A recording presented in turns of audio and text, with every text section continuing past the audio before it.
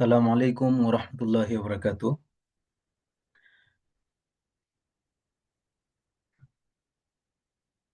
সম্মানিত প্রিয় শিক্ষক মণ্ডলী বৃন্দ, আশা করছি আল্লাহ তাআলার মেহেরবানিতে সবাই ভালো আছেন এবং সুস্থ আছেন। আহলান ওয়া সাহলান বিকুম জামিয়া ফি দাওরাতি তাদরিবিল মুআল্লিমিন তাহতা রিআয়াতি মাআহাতি তাদরিবিল মুআল্লিমিন। আজকের এই দশম ক্লাসের সমাপনী ক্লাসে আপনাদেরকে আমি স্বাগতম জানাচ্ছি। আপনাদেরকে স্বাগতম জানিয়ে আজকে আমাদের মুতালা পথ পদ্ধতি সংক্রান্ত ক্লাসটি আমরা শুরু করছি। তো আজকের আমাদের সমাপনী ক্লাস মোতালার ক্লাস। আমরা বিগত সময়ে অনেকগুলো ক্লাস আমরা করেছি। বিগত প্রায় 9টা ক্লাস আমরা করেছি, যে 9টা ক্লাসের মধ্যে আহ, দর্স তাদরিস, সিফাতে মুদাররিস এবং হলো কমিউনিকেশন সহ আমরা এই চাকরি স্থলে কিভাবে চলবো, কিভাবে কাজ করব, আমরা কিভাবে মুআমালা করব, এ ধরনের বিভিন্ন গুরুত্বপূর্ণ বিষয় নিয়ে আমরা আলাপ আলোচনা করেছি। এবং সর্বশেষ পর্যায়ে আমরা রেখেছি মুতালা পথ ও পদ্ধতি।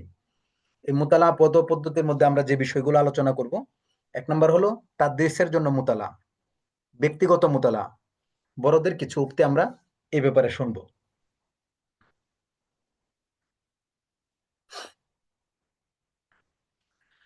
মুতালা বা দর্স তাদরিস, আমরা আসলে কি জন্য দর্স তাদরিস হচ্ছে? আমরা জানি দর্স তাদরিসের মূল উদ্দেশ্যই হলো কুনু রব্বানিয়িনা বিমা কুনতুম তুআল্লিমুনাল কিতাব ওয়া বিমা কুনতুম তাদরুসুন, যে দর্স তাদরিসের মাধ্যমে প্রতিটি ব্যক্তি যেন আল্লাহ ওয়ালা হতে পারে, রব্বানি হতে পারে। সেজন্যই মূলত আমরা দর্স তাদরিস করে থাকি। এবং এই দর্স তাদরিসে যা কিছু পড়াচ্ছি এবং পড়ছি, এই সবগুলো হলো আল্লাহ তাআলাকে পাওয়ার, রব্বানি হওয়ার উসিলা। রাসূল সাল্লাল্লাহু আলাইহি ওয়াসাল্লাম স্পষ্ট বলে গিয়েছেন, ইন্নাল উলামা ওয়ারাসাতুল আম্বিয়া, যে আলেমগণ নবীগণের ওয়ারিশ। আর আলেম তারাই হবে যারা নবীর রেখে যাওয়া যে উত্তরাধিকার আছে সেটাকে গ্রহণ করবে, অর্থাৎ ইলম গ্রহণ করবে। আর যখন কোন একজন আলিম প্রকৃত উত্তরাধিকার হিসেবে নিজেকে দাবি করতে চায়, তখন তার জন্য প্রধান শর্তই হলো যে রাসূল সাল্লাল্লাহু আলাইহি ওয়াসাল্লাম যেভাবে বলে গিয়েছেন, রাসূল সাল্লাল্লাহু আলাইহি ওয়াসাল্লাম যেভাবে চলেছেন, আমলে, আখলাকে, আদবে, সর্বদিক দিয়ে তিনি যেভাবে নিজেকে সাজিয়ে রেখেছিলেন, একজন আলেম যদি নিজেকে সেভাবে সাজাতে পারেন, তখনই তিনি কেবলমাত্র একজন প্রকৃত ওয়ারিশ হিসাবে গণ্য হবেন। আর যদি রাসূল সাল্লাল্লাহু আলাইহি ওয়াসাল্লাম যেভাবে চলেছেন আমরা তার বিপরীত চলি, আমরা রাসূল সাল্লাল্লাহু আলাইহি ওয়াসাল্লামের বলা পথ ও পন্থা যদি আমরা বাদ দিয়ে নিজেদের মন গড়া মতো চলি, শুধুমাত্র বই কিতাব পড়ে কোনো ব্যক্তিকে আলেম বলা যায় না। আরবের যারা জাহেল ছিল, আবু জাহেল ছিল, তারাও তো আরবি জানতো, তারাও আরবি কিতাব অনেক ভালো, আমাদের চেয়ে ভালো পড়তে পারতো, কিন্তু তারা তো আলেম না। প্রকৃত আলেম তিনিই হবেন যিনি নবী আলাইহিস সালাম যেভাবে বলেছেন, যেভাবে চলেছেন, সেভাবেই নিজেকে যেই শিক্ষক এবং যে আলেম গঠন করবেন, মাওলা ওয়ালা, আল্লাহ ওয়ালা, রব্বানি আলেম, তিনি হবেন প্রকৃত আলেম। আমরা যেই শিক্ষা পদ্ধতি আমরা চালু করেছি বা যেই মানে শিক্ষাক্রম, এটার আসলে উদ্দেশ্য কি? যে আল্লামা ইকবাল রহমাহুল্লাহ বলেন যে পূর্ণাঙ্গ মুসলিম তৈরি করাই হবে শিক্ষার উদ্দেশ্য। আমরা যেই মানে দর্স তাদরিস করছি এবং করাচ্ছি, তো এটার মূল লক্ষ্যই হবে একজন ব্যক্তিকে পূর্ণাঙ্গ মুসলিম হিসেবে তৈরি করার জন্য। পূর্ণাঙ্গ মুসলিমকে, যে ব্যক্তি আমলে, আখলাকে, তাহজিব, তামদ্দুনে সর্বদিক দিয়ে শ্রেষ্ঠ হয়, যাকে দেখেই একজন বিধর্মী ইসলাম ধর্ম গ্রহণ করতে উদ্বুদ্ধ হয়, তিনি হলেন পূর্ণাঙ্গ মুসলিম। আজকের আমার আপনার মতো যে মুসলিমরা আছে, যারা শুধুমাত্র নিজের একটা প্রলোভনের কারণে নিজেদেরকে বিক্রি করে দেন, অন্যকে হ্যায় প্রতিপন্ন করেন, তারা কখনো পূর্ণাঙ্গ মুসলিম হতে পারেন না, তারা কখনো হাক্কিকি আলেমও হতে পারেন না। আল্লাহ তালা মাফ করুক। যদি জীবনে কখনো তাদের উপর আযাব আসে, তাহলে একমাত্র ইসলামকে হ্যায় প্রতিপন্ন করা, ইসলামকে বিক্রি করা, কওমি মাদারেসকে বিক্রি করা, কওমি মাদারাসের দর্স তাদরিসকে বিক্রি করে দেওয়ার কারণেই তাদের উপর আযাব এবং গজব আসবে। আল্লাহ মাফ করুক, আমরা মাফ চাই। বিশ্ববিখ্যাত শিক্ষাবিদ হারবার্ট বলেছেন যে শিক্ষার উদ্দেশ্য হবে শিশুর সম্ভাবনা ও অনুরাগের পূর্ণ বিকাশ ও তার নৈতিক চরিত্রের প্রকাশ। আমাদের যারা শিশু আছে, তাদের যে প্রতিভা, সুপ্ত প্রতিভা আছে, তাদের যে সম্ভাবনা আছে, তাদের যে অনুরাগ আছে, নৈতিক চরিত্র আছে, এটাকে আমরা সমাজের মধ্যে প্রকাশ করব, প্রস্ফুটিত করব। এটাই হবে আমাদের শিক্ষার মূল উদ্দেশ্য। আরেকজন শিক্ষাবিদ বলেছিলেন যে এডুকেশন শব্দের ব্যুৎপত্তি অনুযায়ী শিক্ষা হলো শিক্ষার্থীর মধ্যকার ঘুমন্ত প্রতিভা বা সম্ভাবনার পথ নির্দেশক। এখানে প্রত্যেকটা কথাই যদিও কাছাকাছি মনে হচ্ছে, কিন্তু প্রত্যেকটা কথাই গুরুত্বপূর্ণ। যে আমাদের মূল শিক্ষার উদ্দেশ্যই হলো একজন ব্যক্তিকে পরিপূর্ণ মুসলিম হিসেবে তৈরি করা, রব্বানী হিসেবে তৈরি করা, এবং ব্যক্তির ভিতরে যে সম্ভাবনা আছে, ঘুমন্ত প্রতিভা আছে, সেটাকে বিকশিত করা। এটাই আমাদের মূল উদ্দেশ্য। কিন্তু আজকে আমরা এই জায়গা থেকে বের হয়ে আসছি। আমরা বের হয়ে আসছি কিভাবে এই প্রতিভাগুলোকে আমরা প্রকাশ করব, কিভাবে এই প্রতিভাগুলোকে আমরা বিকশিত করার সুযোগ তৈরি করে দেব, সেই বিষয়গুলো থেকে আমরা জানি না। ফলে আমরা মুতালার ক্ষেত্রেও সেভাবে আমরা করি না। তো এই বিষয়টাকেই মূলত সামনে রেখে আমরা মুতালার ক্লাসটাকে নির্ধারণ করেছি, যে কিভাবে একজন শিশুকে, একজন ছাত্রকে আপনি পূর্ণাঙ্গ মুসলিম হিসেবে তৈরি করার জন্য নিজে মুতালা করবেন, নিজেকে তৈরি করার জন্য মুতালা করবেন। এই বিষয়গুলো আসলে আমরা এখানে বলবো। সুতরাং মুতালা কি জিনিস? মুতালা বলা হয়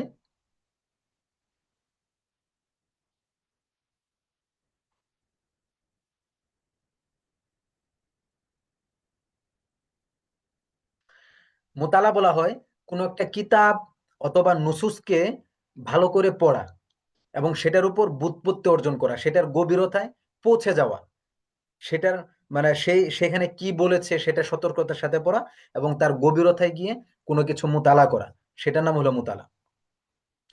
মুতালার ইস্তেলাহি পরিভাষা কি? মুতালার ইস্তেলাহি পরিভাষা হলো,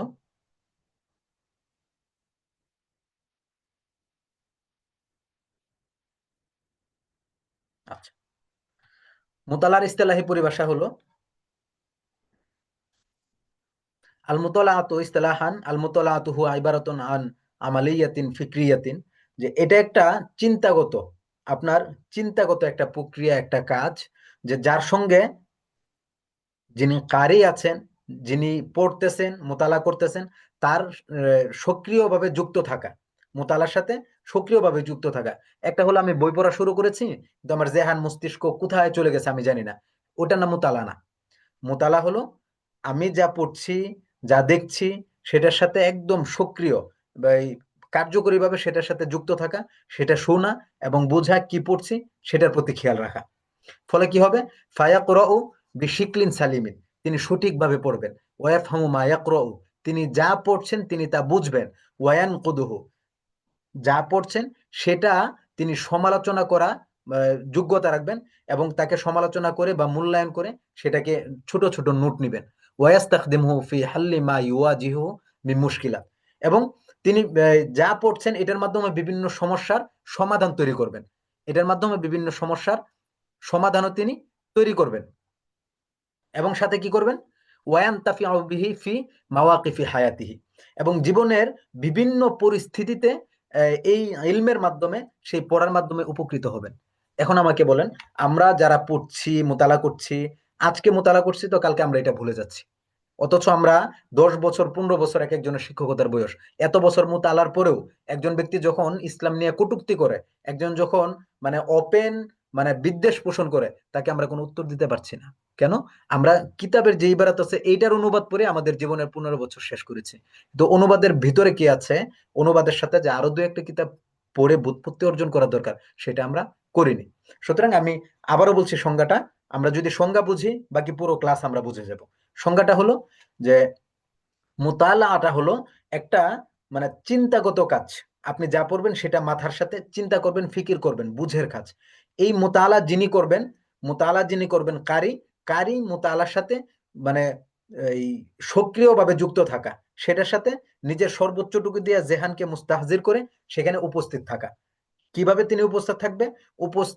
এই সক্রিয় থাকার ফলাফল হলো এরকম যে ফায়াকরাউ বিশিকলিন সালিমিন, তিনি সঠিকভাবে পড়বেন, তিনি যা পড়তেছেন সেটা তিনি বুঝে পড়বেন, এবং সেই পড়া থেকে কোনো সমালোচনা আছে কিনা সেটা তিনি মূল্যায়ন করবেন।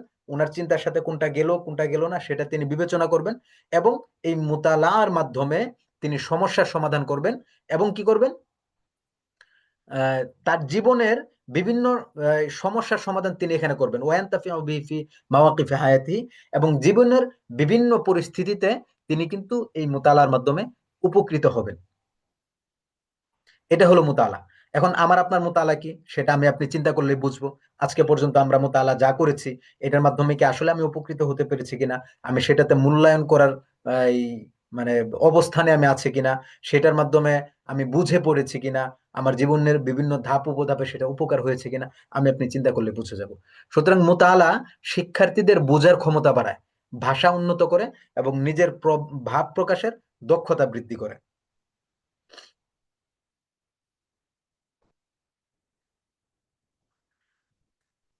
মুতালার আরেকটা এই পরিভাষা আছে, সেটা হলো যে আন্নাল মুতালাআতা হিয়া ফাহমু কসদিল মুআল্লিফি মিন কালামিহি আন তরিকিল কিতাবাতি, যে এই মুআল্লিফ লেখক কি বলতে চান, তার উদ্দেশ্য কি, সেই উদ্দেশ্যটাকে লিখিত আকারে বোঝা।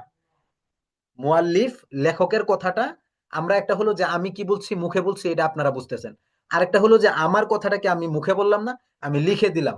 সেই লিখার মাধ্যমে আমার মনের, মগজের, চিন্তা চেতনার যে ভাষাটা আছে সেটাকে আপনারা বুঝে নেবেন, সেটা হলো মুতালা। আহ, আল্লামা গুলাম নাসিরউদ্দিন রহিমাহুল্লাহ এই মুতালা নিয়ে একটা সুন্দর নুক্তা লিখেছেন। নুক্তাটা হলো যে মুতালাআটা মাখুদাতুম মিন তুলু আইন, তুলু শব্দ থেকে, তুলু মাজদার থেকে মুতালাআটা নির্গত। এবং এটা কি, তুলু ইয়ানি জুহুরু শাইইল খফি, খফি ইলা আলামিল ওয়ুজুদি, যে কোনো একটা গোপন বস্তু, কোনো একটা লুকায়িত বস্তু প্রকাশ্যে চলে আসা, কোনো একটা গোপন বস্তু প্রকাশ্যে চলে আসা। ওয়ালিদালিকা কিলা তলাআতিশ শামস আই যহারাত মিন আলিমিল গায়বি ইলা আলামিজ যুহুরি, যে সূর্য উদিত হয়েছে, কিভাবে উদিত হয়েছে, সেটা একটা মানে এই একটা অদৃশ্য জায়গা থেকে সে নিজেকে প্রকাশ করে একটা দৃশ্যমান জায়গার মধ্যে সে এসেছে। তাহলে মুতালার এটাকে কেন হলো, যে আমরা যখন মুতালা করি তখন আমাদের নিজেদের অজ্ঞতা থেকে, আমাদের নিজেদের নির্বুদ্ধিতা থেকে বের হয়ে আমরা সুবুদ্ধিতে আসি, আমরা জ্ঞানে আসি, আমরা বিচক্ষণতায় আসি, আমরা দূরদর্শিতায় আসি। এই জন্য মুতালাকে মুতালা বলা হয়, এবং মুতালা তাকেই বলা হবে যেটা একদম সর্বোচ্চ মনোযোগ দিয়ে যেটাকে পড়া হবে সেটাই মুতালা, গভীরভাবে অধ্যয়ন করা। এবং এটার আরেকটা নুকতা হলো যে এই বাবে মুফাআলা থেকে মুতালাআতুন, এটা বাবে মুফাআলা থেকে অফিল মুফাআলাতে আনি আল ইলমুল মুতাবাদিলু মিনাত তরফাইন, যে এটা উভয়ের পক্ষ থেকে কাজটা হবে, মুতালাআটা উভয়ের পক্ষ থেকে কাজটা হবে। বাবে মুফাআলার একটা হলো পরস্পর করা। তাহলে আপনার উভয় জায়গা থেকে যখন হবে তখন কিন্তু এটার পরিস্থিতিটা আরেকটু ভিন্ন হবে। কিরকম ভিন্ন হবে, যে অবিতালি মান আল মুতালা হুয়া আন্না তালিবা ইউয়াজ্জিহু কুল্লু ইনতিবাহিন ইলাল কিতাবি ওয়াল কিতাবু ইউফিদু আলা তালিবি বিন নাফই ওয়াল বারকাতি, যে যে ছাত্র আছে, ছাত্র তার পূর্ণ মনোযোগ কিতাবের মধ্যে দিবে, ছাত্র তার পূর্ণ মনোযোগ কিতাবের মধ্যে দিবে, আর এদিকে কিতাবও তার সর্বোচ্চ ফয়ুজ বরকাত, সর্বোচ্চ ফয়ুজ বরকাত সে সে ছাত্রকে পৌঁছে দিবে। ছাত্র বা যে কারি আছে মোতালা করবে, সে তার সর্বোচ্চটুকু কিতাবে ঢেলে দিবে, আর কিতাব তার সর্বোচ্চটুকু যে কারি আছে সেই কারিকে এই পৌঁছে দিবে, তার ফয়ুজ বরকাত ভিতরে যত জ্ঞান গর্ব আছে সবকিছু পড়নেওয়ালার কাছে এই পৌঁছে দিবে। ফলে কি হবে, এই দুইয়ের যে সমন্বয় আছে, এই সমন্বয়ের মাধ্যমে সবচেয়ে সুন্দর একটা জ্ঞান, সবচেয়ে সুন্দর একটা বিচক্ষণতা, দূরদর্শিতার মতো একটা তথ্য উপাত্ত এখান থেকে বের করে নিয়ে আসবে। সুতরাং আমরা বুঝলাম মুতালাআ এটা অত্যন্ত গুরুত্বপূর্ণ বিষয়। কিভাবে করতে হবে, আমরা যারা ফাহমে সালিম আমাদের আছে, আমরা এই সংজ্ঞা থেকে বুঝতে পারি যে আসলে আমাদের মুতালার পরিধি কতটুকু, আমরা কিভাবে মুতালা আসলে করছি। আচ্ছা, সুতরাং মুতালার উদ্দেশ্য কি, মুতালার অনেকগুলো উদ্দেশ্য থাকা চাই। যে আমরা যে আসলে একটা মুতালা করব, কেন করব, কি জন্য করব, এটা তো শুধু এমনি এমনি হতে পারে না, এটার অবশ্যই কোনো না কোনো কারণ থাকতে হবে। এর মধ্যে মোতালার উদ্দেশ্য হলো প্রথমত হলো যে যে কোনো জ্ঞান অর্জনটা, যে কোনো ইলম অর্জনের প্রধান উদ্দেশ্য হলো আমল করা। ইন্নাল গরদাল আসাস মিনাল ইলমি হুয়াল আমাল, যে ইলমের মূল উদ্দেশ্যই হলো আমল করা, আর মুতালা সেটা হলো, মুতালা হলো সেই ইলম অর্জনের একটা মাধ্যম। আমি যে আমল করব, সেই আমলের জন্য যে একটা ইলম দরকার, সেই ইলম অর্জনের একটা মাধ্যম। সুতরাং তার লক্ষ্য হইল যে সেই ইলম শিখে সেই জ্ঞানকে কাজে লাগানো, সেই ইলম শিখে সেই ইলমকে কাজে লাগানো, এবং হলো উন্নতির দিকে নিজেকে নিয়ে যাওয়া। যে আমি শুধুমাত্র মোতালা করলাম, ইলম অর্জন করলাম, এরপর এটা জীবনে কাজে লাগালাম না, কোনো উন্নয়ন করতে পারলাম না, তাহলে আসলে আমার জন্য এই মোতালা করাটা কোনো প্রয়োজনই হয়নি, কোনো যুক্তিযুক্ত হয়নি, আমি উপকার পাইনি সেখান থেকে। সুতরাং মোতালার একটা অবশ্যই একটা হাদফে আম থাকা দরকার, যে প্রয়োজন, এবং যিনি পড়বেন তার পড়ার সময় তা মনে রেখে পড়া উচিত। আমাদের যেই উদ্দেশ্যটা আছে যে ফালাবুদ্দালিল মুতালাআতি মিন হাদাফিন আমিন ওয়ালাবুদ্দালিল কারিই মিনাত তাওয়াজ্জুহি ইলাইহি হিনাল কিরাআহ। যখন তিনি পড়বেন, পড়ার সময় সেই লক্ষ্যটাকে সামনে রেখে পড়াটা তার জন্য অত্যাবশ্যক, তার জন্য উচিত। ওয়াল হাদাফু মিনাল মুতালাআতি হুয়া নাফসুল হাদাফ মিন আই ফিআলিন ইয়াকুমু বিহিল ইনসান আই তলাবুল কামাল ওয়াল মাকসাদ মিনহা হুয়া তলাবুত তাকাদ্দুম ওয়াল উলুম। তাহলে যিনি মুতালা করতেছেন তিনি কোন লক্ষ্যটাকে সামনে রাখবেন, যে অধ্যয়নের উদ্দেশ্য, যিনি মোতালা করতেছেন তিনি যে পাঠ মোতালা করতেছেন, যে বই কিতাব মোতালা করতেছেন, তার মাধ্যমে মানুষের যে কোনো এই কর্মকাণ্ডের উদ্দেশ্যের মতো নিজের সম্পূর্ণতা অর্জন করা এবং তার মাধ্যমে উন্নতি এবং উচ্চতায় পৌঁছানো, সেই মোতালার উদ্দেশ্য। সুতরাং আমি আপনি যদি আমার যে মোতালার উদ্দেশ্য আছে, আমি কি কারণে করতেছি, আমার নিজেকে চেনার জন্য, আমার নিজেকে জানার জন্য, নতুন একটা তথ্য উপাত্ত বের করার জন্য আমি এই মোতালা করতেছি, যে আমি ভালো একটা স্পিচ দিব, বক্তব্য দিব, আমি কোনো একটা কন্টেন্ট বানাবো, যেই কারণে আমি বানাই, সেই উদ্দেশ্যটাকে যদি আমি সামনে রেখে মোতালা করি, আমার বিশ্বাস সেই মোতালাটা অবশ্যই অবশ্যই কার্যকরী হবে। তবে মোতালার আরো কিছু উদ্দেশ্য থাকতে পারে, এর মধ্যে হলো আল্লাহ তাআলার সন্তুষ্টি অর্জন করা এবং মাখলুকাতের খেদমত করা, এবং হলো এটার মাধ্যমে আত-তাআল্লুম ওয়া জিয়াদাতুল মালুমাত ওয়াল হুসুল আলাল হাকাইক, যে এটার মাধ্যমে হলো মানে শিখা অর্জন করা এবং অধিক জ্ঞান অর্জনের অধিক জ্ঞান অর্জন করা, এবং তার মাধ্যমে আপনার এই কোনো কিছুর এই পরিচয় লাভ করা। সেটা নিজের পরিচয় হইতে পারে, ব্যক্তির পরিচয় হইতে পারে, ইতিহাস ঐতিহ্যের পরিচয় হইতে পারে, বিভিন্ন কিছুর পরিচয় লাভ করাও এই মোতালার একটা উদ্দেশ্য।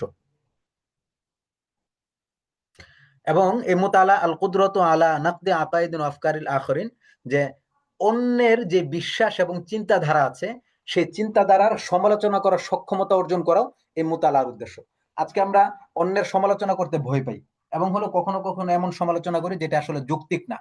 কিন্তু এই মোতালা যদি গভীর হয়, সঠিকভাবে হয়, আমরা কিন্তু সেই সক্ষমতা এখান থেকে আমরা অর্জন করতে পারি। এবং তাকভিয়াতুল আফকার ওয়া তাজদিদুন নজর ইনদাল কারি, এবং শুধুমাত্র এটুকুই না, আমরা এই যেই পাঠকের যে চিন্তা শক্তি বৃদ্ধি এবং দৃষ্টিভঙ্গির যেই মানে এই আজদাদ করতে হয়, তাজদিদ করতে হয়, নতুনত্ব আনতে হয়, সেটাও কিন্তু আমরা সেই মোতালার মাধ্যমেই করতে পারি। এবং আমরা যে মোতালা করছি, আল আমালু বিমা কাসাবাহু মিন মালুমাতিন মুফিদাতিন ওয়া তারশীদুহা, যে আমরা যেই তথ্য আমরা পেয়েছি বা পাচ্ছি, সেই তথ্যকে ব্যবহারযোগ্য করা এবং সেটাকে সঠিকভাবে প্রয়োগ করাও এই মোতালার একটা অন্যতম উদ্দেশ্য।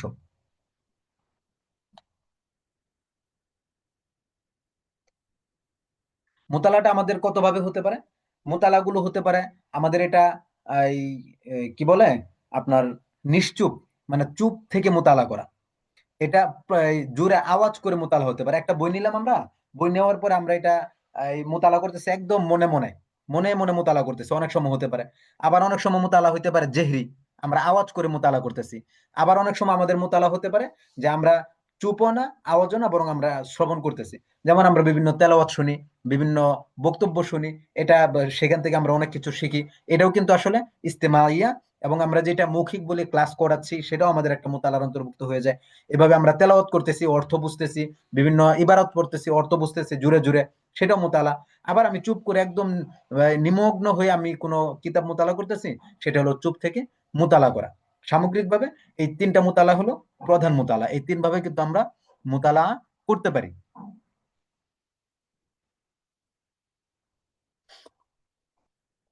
সুতরাং মোতালা মানে কি? মোতালা হলো কোনো লেখা বা জ্ঞানকে এমন ভাবে সামনে নিয়ে আসা, যাতে তার চোখ এবং বুদের সামনে উন্মুক্ত হয়ে যায়। আমার যে চিন্তা বুদ্ধি আছে, আমার যে চোখ আছে এবং ফিকির আফকার আছে, এটার সামনে যেন সেই বিষয়টা একদম ইনকেশাফ হয়ে যায়, একদম খুল্লাম খোল্লা হয়ে যায়। যে শুধুমাত্র আমরা চোখ বুলিয়ে চলে যাব, আমরা শুধুমাত্র চোখ বুলালে আমার সরসরি নজর আমরা চলে গেলাম, এটা যেন আমাদের না হয়, আমরা যেন না করি। বরং আমরা এমন ভাবে মোতালা করব, আমরা যেই উদ্দেশ্যে মোতালা করছি, যে সমস্যাকে সামনে নিয়ে করতেছি, তার পুরো বিষয়টা যেন আমার আপনার সামনে 100% চলে আসে। মোতালার ফায়দা। মোতালার ফায়দা কি? মোতালার ফায়দা অনেক ফায়দা আছে। এর মধ্যে প্রথমেই হলো যে মোতালা ইমানকে দৃঢ় করে, শক্ত করে, বিশ্বাসকে পরিণত এবং স্থিতিশীল করে তোলে। এই মোতালা আমাদের জ্ঞান এবং আত্মপরিচয়ের দ্বার উন্মোচনের প্রধান মাধ্যম। আমরা যত বেশি মোতালা করব, আমরা সে বিষয়ে জ্ঞান রাখবো, এবং আমরা আমাদের যে আত্মপরিচয়, তখন কথা বলতে আমাদের ভাষার মাধুর্যতা, আমাদের কথার মাধুর্যতা, আমাদের চিন্তার, চেতনার, দূরদর্শিতার সবকিছুর যে প্রকাশ ঘটবে, সেখান থেকে আসলে আমাদের আত্মপরিচয়ের দ্বারটা উন্মোচন হয়ে যাবে। আজকে আমাদের সামনে যত মানুষ কথা বলতেছে, যাদেরকে আমরা মূল্যায়ন করতেছি, আমরা দামি মনে করতেছি, আমরা আমাদের বিভিন্ন অনুষ্ঠানে দাওয়াত দিচ্ছি, তাদের মূল পুঁজি হলো মোতালা। তারা যথেষ্ট মোতালা করেছেন, যথেষ্ট মোতালা করেন, এই জন্যই তারা দামি হয়েছে। আজকে মনে করেন ওই মুফতি আব্দুল মালিক সাহেব, মুফতি আব্দুল মালিক এমনি এমনি হয়ে যায়নি। মোতালার পিছনে এমন ভাবে লেগেছিলেন, এখনো পর্যন্ত এত বছর হয়ে গেছে মোতালা করে, এখনো পর্যন্ত উনি গাড়িতে বসে যেখানে যেখানে যাক মোতালা করতে করতে যান। তাহলে মোতালা এটা অনেক বড় একটা গুরুত্বপূর্ণ বিষয়। এবং মোতালা মানুষের বুদ্ধি ও বিবেককে শানিত করে, চিন্তার পরিসরকে প্রসারিত করে। আজকে আমাদের মোতালা নাই, এজন্য আমাদের বিবেক বুদ্ধি সব লোপ পেয়ে গেছে, আমাদের চিন্তার পরিসরতা নাই। আজকে মানে আমাদের ক্লাসে আসলে এই বিষয়গুলো কতটুকু যুক্তিযুক্ত আমি জানি না, একটু তারপরে বলছি।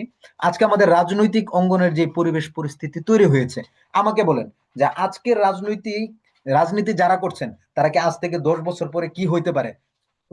তাদের একটা কথা, তাদের একটা বাক্য, তাদের একটা আচরণ, তাদের একটা পদক্ষেপ, এটা ইসলামের উপর কি পরিমাণ প্রভাব ফেলতে পারে, কওমি মাদারেসের উপর কি কি পরিমাণ প্রভাব ফেলতে পারে, এটা কি আমরা কখনো চিন্তা করছি? না। আমার একটা পদ দরকার, আমার একটা কিছু দরকার, আমার যেতে হবে। কিন্তু যদি বিচক্ষণ রাজনীতিবিদ হন, তিনি যদি দূরদর্শী হন, তিনি যদি বিচক্ষণ হন, আজ থেকে 10 বছর পরে কি হইতে পারে সেটা দেখতে পান, আমার বিশ্বাস এই রাজনীতি আরো অনেক দূরে গিয়ে যেত, এবং আমরা আরো অনেক দূর এগিয়ে যেতে পারতাম। শুধু আমাদের এই জায়গাতে এই সমস্যা, যে আমরা কখনো রাজনীতি পড়াকে বাধ্যতামূলক করে দেইনি। আমার তো মাঝে মাঝে মনে চায় যে আমাদের প্রতিষ্ঠানগুলোতে আমি দাবি তুলি যে রাজনীতি পড়া প্রত্যেক প্রতিষ্ঠানে আবশ্যক করে দেন, প্রত্যেক প্রতিষ্ঠানে আবশ্যক করেন। কারণ হলো, রাজনীতি আমরা পড়ি না, মান থেকে আমরা পড়ি না, আমরা মানুষের এই কোনো মারপ্যাচ আমরা বোঝার চেষ্টা করি না। এই জন্য আমরা যারা এখানে যুক্ত হয়েছি, আমরা চেষ্টা করব, এবং যারা শুনছি, যে অন্তত মিনিমাম রাজনীতি করা ফরজ না, কিন্তু রাজনীতি বোঝা ফরজ। রাজনীতি করা কখনোই ফরজ না, আপনার জীবনে রাজনীতি করার দরকার নাই, কিন্তু রাজনীতিটা আপনার জন্য বোঝা ফরজ।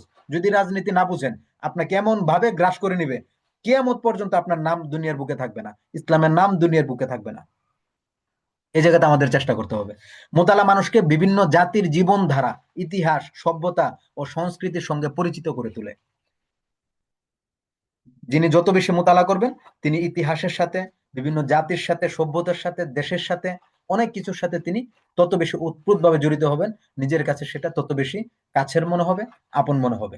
এই জন্য মোতালাকে আমাদের জীবনের সবচেয়ে বড় মাধ্যম বানিয়ে নেওয়া আমাদের জন্য জরুরি। মোতালা মানসিক প্রশান্তি লাভের মাধ্যম। মোতালা মনোযোগ এবং একাগ্রতা বৃদ্ধির উপায়। চিন্তা শক্তির বিকাশ মোতালার মাধ্যমেই হয়। লেখনী দক্ষতা বৃদ্ধি মোতালার মাধ্যমে হয়। ব্যক্তিত্ব বিকাশ এবং পরিশীলনের উপায় মোতালার মাধ্যমে হয়। প্রভাবশালী এবং সুচারু কথাবার্তার সক্ষমতা, আপনার ভাষার সৌন্দর্যতা, ভাষার আরো যত মাধুর্যতা আছে, সবকিছু আপনার যত বেশি জ্ঞান থাকবে, মোতালা থাকবে, সবকিছু এখান থেকে আসবে। সুন্দর ও অর্থবহ জীবনযাপনের পথ নির্দেশ। আপনি যখন অনেক বেশি মোতালা থাকবে, অগাধ মোতালা থাকবে, এই সব কিছু যখন থাকবে, তখন আপনার জীবনযাপন সুন্দর হয়ে যাবে। আপনার মনে কষ্ট থাকবে না, আপনার মনে কোনো বিরহ থাকবে না, আপনার মনে কোনো মারপ্যাচ থাকবে না, অনেক কিছু আপনি জানবেন, বুঝবেন, নিজেকে বুঝতেও সহজ হয়ে যাবে। এবং মোতালা দীর্ঘায়ুর একটা গোপন রহস্য। আমরা সবাই চাই আমার একটা দাগ পৃথিবীতে আমি রেখে যাই। আমি চাই আমার একটা এমন নাম আমি পৃথিবীতে রেখে যাই, আমার পরবর্তী প্রজন্মের পর প্রজন্ম, দেশের পর দেশ, রাষ্ট্রের পর রাষ্ট্র, শতাব্দীর পর শতাব্দী আমার মনে রাখবে। এটার জন্য একটাই মাত্র শর্ত, সেটা হলো আপনি সবচেয়ে বেশি মোতালা করবেন, এবং সেই মোতালা যা কিছু শিখেছেন এটা বাস্তবায়ন করবেন। বাস, আপনাকে প্রজন্মের পর প্রজন্ম মনে রাখবে, কোনো সমস্যা নেই, আপনার দাগ আপনার থেকে যাবে। কিন্তু আমরা যদি মোতালা না করে যদি আমরা দাগ রেখে যেতে চাই, ওই দাগ কখনো ফলপ্রসূ হবে না, সেটা কোনো কল্যাণকর দাগ হতে পারে না। এবং মোতালাটা প্রশান্ত ঘুম লাভ। আপনার যত বেশি জ্ঞান থাকবে, ভালো থাকবে, আপনার মন প্রশান্ত থাকবে, আপনার ঘুম ভালো হবে, এবং জীবনের নানাবিধ ক্ষেত্রে আপনি সফলতা অর্জনে সহায়ক হবেন। কারণ আপনার যত জ্ঞান আছে, আপনার সফলতার দ্বারটাও তত বেশি উন্মোচিত। এই জন্য মোতালা আমাদের জীবনের সাথে কত বেশি উৎপ্রুত ভাবে জড়িয়ে নেওয়া দরকার। আমি আশা করি আমাদেরকে যারা শুনছেন এবং দেখছেন, এই প্রত্যেক মানুষ এটা আজকে মাহসুস করতে পারবেন এবং আমরা অনুভব করতে পারবো ইনশাআল্লাহ। এজন্য কখনোই যেন জীবনে সবকিছু চলে যাবে, আমাদের মোতালা যেন চলে না যায়। আমরা সামনে আরো বিস্তারিত ঘটনা শুনবো, আমি দ্রুত চলে যাচ্ছি। মোতালা না করার ক্ষতি। প্রথমে হলো, মোতালা এমন একটি অভ্যাসের নাম যা মানুষকে আদর্শবান হতে সহযোগিতা করে। আহ, আসলে জেহানের মধ্যে এত বেশি ঘটনা, এত বেশি বিক্ষিপ্ততা চলে আসে যখন কোন আলাপ আলোচনা করি, তখন কোনটা রেখে কোনটা বলবো আমি আসলে দিশা পাই না। আমার আমার কাছে মনে চায় যে আমাদের প্রত্যেকটা বিষয় বলা দরকার, প্রত্যেকটা বিষয় খুলে খুলে জানানো দরকার, কিন্তু কোনটা রেখে কোনটা বলবো তো আমি মাঝে মাঝে হয়রান হয়ে যাই। একজন মানুষ আদর্শবান হওয়ার জন্য মোতালা ব্যতীত অন্য কোনো উপায় নেই। পড়ার সাথে সাথে মোতালা করা। আজকে আমাদের ছাত্ররা কেন দক্ষ হচ্ছে না? শুধুমাত্র দর্শের কিতাবে সীমাবদ্ধ। দর্শী কিতাবের সাথে তাকে না শিক্ষক প্রশিক্ষণের কোনো ট্রেনিং আমরা দেওয়াচ্ছি।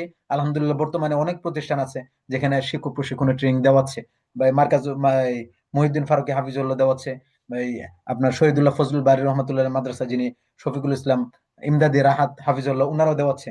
আলহামদুলিল্লাহ, এটা অত্যন্ত খুশির সংবাদ।